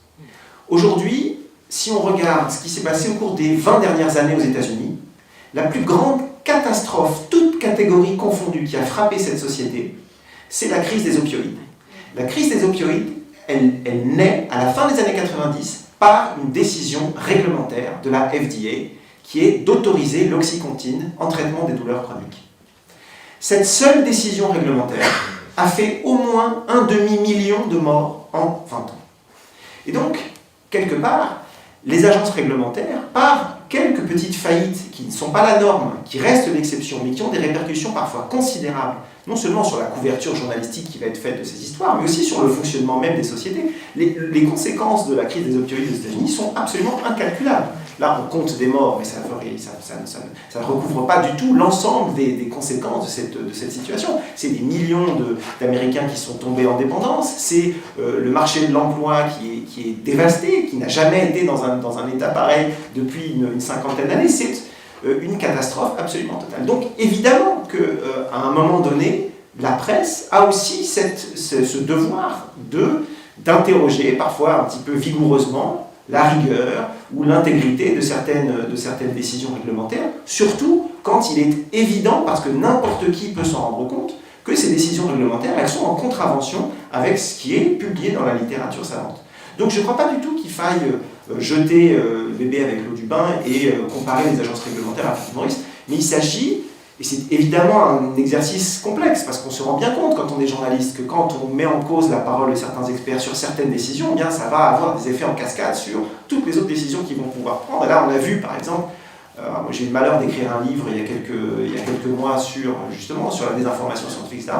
Et je me suis rendu compte sur les réseaux sociaux que ce livre était brandi comme un étendard par les anti-vaccins. J'étais pas très content. Bravo. Et évidemment que ce sont des dégâts collatéraux de notre activité, et il faut effectivement essayer de mesurer la balance bénéfice-risque quand on... Je vais prendre un exemple très récent. Il y a peu de temps, j'ai tourmenté ma voisine de droite avec une histoire d'un chercheur INSERM qui a été licencié, fait très rare, pour insuffisance professionnelle, et il a été licencié à 10 mois de la retraite. Bon, vous comprenez bien, moi je ne suis pas membre de l'INSERM, mon métier c'est d'informer, je suis informé de cette histoire, je trouve ça intéressant. Et il se trouve que ce chercheur travaillait sur les effets délétères des programmes de dépistage mammographique pour lutter contre le cancer du sein. Et qu'il prétendait que, sans trop de publications à l'appui d'ailleurs, que c'était une source de cancer. Donc, moi j'étais quelque part fondé à dire c'est un peu bizarre de virer un chercheur pour insuffisance professionnelle à 10 mois de la retraite, et de fait je trouve ça toujours problématique, en tout cas ça pose question. Et en même temps je me rendais bien compte que si je publiais une histoire sur ce sujet, j'allais induire des comportements, en tout cas induire potentiellement des comportements d'évitement des dépistages mammographiques qui allaient avoir probablement peut-être un impact sur la santé publique. Évidemment, c'est une responsabilité que je ne souhaite pas du tout prendre, je ne suis pas du tout sûr de moi, je ne suis pas un spécialiste, je n'ai pas d'idée très précise sur ce que raconte ce chercheur, d'autant plus que ça n'était pas publié. Donc j'ai renoncé à publier cette étude. Donc on n'est pas, enfin en tout cas moi et les gens qui travaillent avec moi au journal sont dans cet état d'esprit, on n'est pas des pirates non plus à essayer de traquer l'expert, les conflits d'intérêts, non, on essaye de proportionner en fait notre couverture de ce qui apparaît parfois comme des problèmes d'expertise à l'effet que ça peut avoir dans la vie réelle, parce que c'est finalement de ça qu'on est comptable. Donc voilà, encore une fois, je ne suis pas du tout l'ennemi, j'ai plein de copains à l'Agence nationale de sécurité sanitaire française et en Europe, et je discute beaucoup avec ces gens, et c'est aussi la raison pour laquelle je couvre ces questions-là. Ces agences travaillent dans un cadre. Exactement. Il faut parfois peut-être modifier le cadre pour qu'elles puissent avoir un petit peu plus de... Encore une question. Oui, bonjour. Je reviens sur la notion de doute qui a été évoquée. Effectivement, on doute de tout aujourd'hui. On doute aussi de la notion de progrès. Et il y a quelque chose dont les scientifiques ne parlent pas assez, c'est la méthode scientifique. Certes, je pense donc je suis, je doute donc je pense. Il y a une méthode scientifique qui inscrit le doute dans des cadres assurants, c'est-à-dire qu'on remet en cause les résultats tant qu'on ne les a pas vérifiés. Et je pense que ça permettrait peut-être que l'opinion publique se familiarise et n'ait pas peur de cette impression de doute. C'est vrai qu'on a tous besoin de certitude, donc on rejette le doute, mais le doute rationnel est, me semble-t-il, au cœur de la méthode scientifique, mais on n'en parle pas assez. Alors on en parle un peu à l'école en faisant faire des expériences aux enfants, montrant que bon, c'est pas simple, etc. Il faut vérifier, etc. Mais je pense que ça serait un moyen d'éduquer justement l'opinion publique et de leur montrer que les questions ne sont pas simples, parce que ça s'inscrit dans une recherche avec des cadres précis, qui inclut le doute, mais dans un cadre qui me semble rassurant, parce que contrôlé. Je ne suis pas scientifique, donc je dis peut-être des bêtises, mais Je vous livrerai mes impressions. Est-ce que parce que le doute a été parfois mal utilisé, instrumentalisé, est-ce que pour autant il faut qu'on essaye d'oublier qu'il existe, que l'incertitude existe? Merci de reformuler. Non, mais je reformule en fonction d'autres questions qui ont pu être. Qu'est-ce que vous en pensez les uns et les autres, Agnès? Moi, je pense qu'on peut parfaitement décrire les incertitudes d'une question dans un article quand on le communique, parce que j'ai une profonde croyance dans l'intelligence du public. Et donc, il n'y a pas de raison qu'on ne soit pas en mesure d'expliquer ce qu'on sait et donc ce qu'on ne sait pas et les raisons pour lesquelles on ne le sait pas. Quand on parle de méthode scientifique, moi, j'essaye de la décrire souvent. Mais il faut bien me rendre compte que la définir, je m'y hasarde pas trop, parce que quand j'appelle des chercheurs pour qu'ils me donnent une définition de la méthode scientifique, chacun a sa propre définition de la méthode scientifique, donc j'ai l'impression qu'on est davantage dans un ensemble de bonnes pratiques et de bonne volonté qu'une méthode stricte avec un protocole clair. Enfin, c'est comme ça que je le comprends. Oui, moi de mes interactions avec les responsables politiques, moi ce que j'observe sur le doute, c'est que c'est souvent quelque chose qu'on militarise. C'est-à-dire qu'on utilise le doute pour ne pas agir. Et c'est très compliqué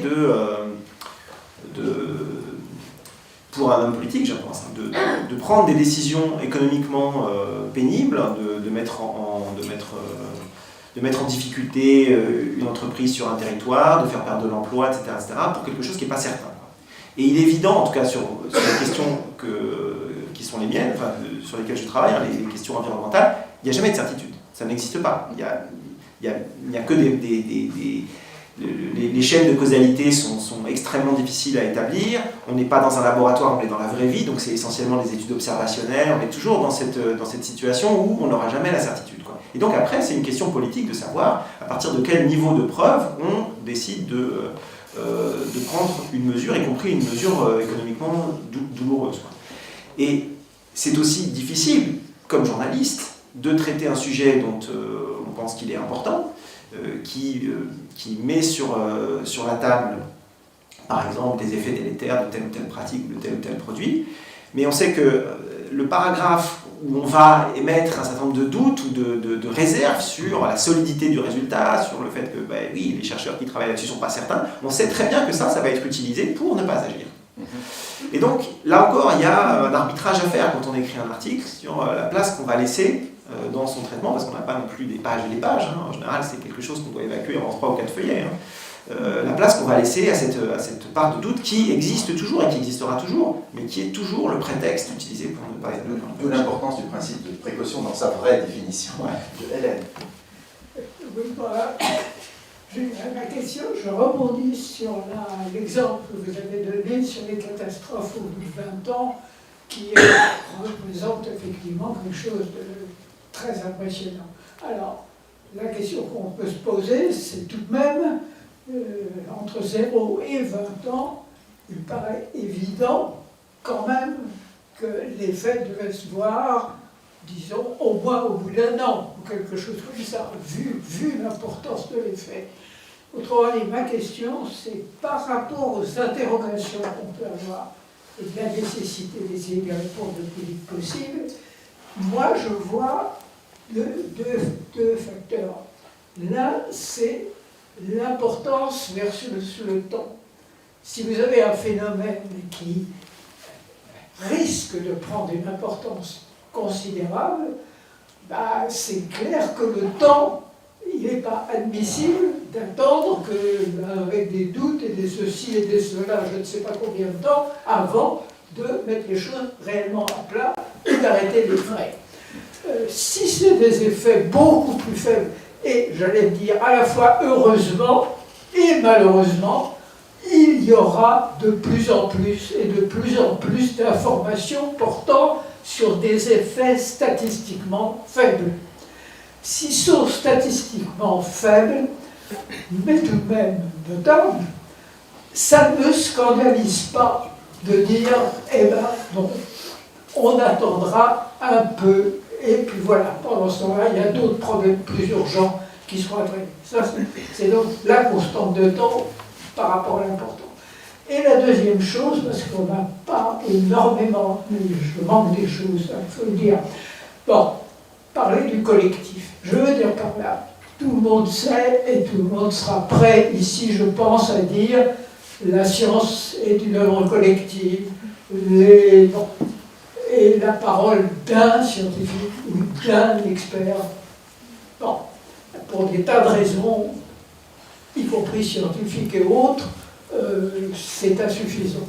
Et rechercher l'avis collectif solide n'est pas une chose qui peut se faire en claquant des doigts, c'est très difficile, et même chose, c'est quelque chose qui est, à mon avis, fondamental. Quand vous preniez, je reviens à votre exemple, que faire devant le gars qui a été licencié, etc. Est-ce que le problème qu'il pose, ça, qu'est-ce que je fais par rapport à ça? C'est peut-être pas possible, mais moi, ma réponse aurait été de me dire, est-ce que cette histoire-là, que la fameuse histoire de est-ce que c'est positif, est-ce que c'est négatif, de continuer les mammographies, est-ce qu'il y a beaucoup parmi les gens compétents en matière scientifique, est-ce qu'ils sont non? Déjà, depuis un certain temps, c'est des choses dont on parle et qu'on n'arrive pas à résoudre. Et à ce moment-là, voilà, je me dis que c'est vers ces directions qu'il serait peut-être utile d'aller. Non, mais c'est bien sûr ce que j'ai fait, c'est que j'ai essayé de prendre des avis dans la communauté compétente. Non, mais la notion de temps que tu viens d'évoquer, Hélène, est au cœur de beaucoup de travaux dans le milieu environnement santé, parce qu'on cherche des marqueurs intermédiaires fiables qui puissent nous indiquer qu'il y aura un problème. Et du coup, par exemple, l'épigénétique devient un des sujets majeurs en toxicologie, parce qu'on cherche ces marqueurs qui peuvent nous dire peut-être qu'à long terme, il y aura peut-être un effet, mais assez tôt. Bon, ça, c'est un beau sujet. Mais je crois que cet aspect justement de la constante de temps là, qui vient d'être soulevé, des temps caractéristiques du phénomène, illustre qu'un problème scientifique très intéressant, qui est celui du passage des statistiques aux probabilités. On fait des statistiques, on voit qu'il y a tant de choses, et puis quelle est la probabilité qu'un événement va survenir. Mais moi je crois que là on a traité aujourd'hui de ce qui est le plus difficile, c'est-à-dire les problèmes liés à la biologie. Parce que la biologie, que ce soit l'environnement, la biologie, etc., c'est un monde instable où le statut de la preuve est quand même assez médiocre. Et comme le statut de la preuve est médiocre, ou difficile en tout cas, ou se définit par les probabilités, c'est là qu'il y a la porte ouverte, je veux dire, à toutes les dérives. Et de ce point de vue, je crois que la notion de l'expertise et de l'expertise collective qui a été évoquée, ainsi que de la méthode scientifique, sont vraiment le cœur du problème. C'est-à-dire, quelle est la méthode scientifique qui a conduit à prendre telle ou telle décision réglementaire, par exemple. Et c'est là qu'il faut s'interroger à fond. Alors, évidemment, ça n'a rien à voir avec le métier du journaliste. Enfin, si, c'est de l'enquête, savoir qu'est-ce qui est derrière. Mais c'est aussi, je dirais, une sociologie de la méthode. Je pense que la question de la méthode, pour des problèmes qui sont des problèmes de la biologie, en tout cas, où il y a des risques vitaux, puisqu'on parle de risques vitaux d'un certain point de vue, ou de risques de pathologie, ou voilà, qui interrogent l'humain directement, là, la question de la méthode est absolument centrale. Et de l'expertise, évidemment, qui découle de la méthode. Non, mais je suis évidemment tout à fait d'accord. Et dans le domaine environnement, toxicologie, c'est encore plus, je dirais, c'est encore plus intense comme problématique. On a parlé tout à l'heure des perfluorés, des composés perfluorés qui sont dans le Tefal, dans certains habits, mais qui sont partout maintenant. Les pompiers les utilisent pour éteindre des feux, etc. Donc et ils sont stables. C'est des centaines d'années parfois dans la nature. 2-3 ans dans l'organisme, mais des centaines d'années dans la nature. On commence à réglementer très sérieusement 4. Il y en a 10 000. Donc le problème, on va avoir ce problème-là, c'est comment aller très vite sur tous ceux qu'on ne connaît pas bien. Alors là, c'est juste pour illustrer. Est-ce que vous voulez chacun dire un mot de conclusion finale, parce qu'on va clore, et puis ensuite donner un peu la parole. Vous avez une envie de... Non, j'ai rien qui me vient. Rien qui me vient. Agnès, Non, mais moi je pense qu'on était globalement d'accord sur l'idée qu'on est censé apporter de la nuance aussi, et que je crois que cette idée est importante, et que quand on parle de fabrique de l'opinion ou de désinformation, la réponse, elle ne doit pas être forcément trop simpliste non plus, parce que ça ne permet pas d'aider le public à comprendre les enjeux. Enfin, c'est mon point de vue. Stéphane, oui, mais c'est un mot de la fin qui me convient tout à fait. Oui, oui, non, mais je pense qu'on a essayé d'interroger aujourd'hui des mécanismes un peu intrinsèques qui font qu'il y a des problèmes, et que ce n'est pas uniquement à chaque fois dû à des super lobbies qui viennent tout balancer. Il y a des mécanismes intrinsèques dans la manière dont travaillent les agents, dans la manière dont nous-mêmes nous travaillons, les journalistes et autres. Et je pense qu'il faut s'y pencher et aussi évoquer ça et voir comment, parce que ça, on peut peut-être y faire quelque chose plus facilement et essayer d'avancer dans ce domaine. En tout cas, merci pour les paroles, on peut les applaudir.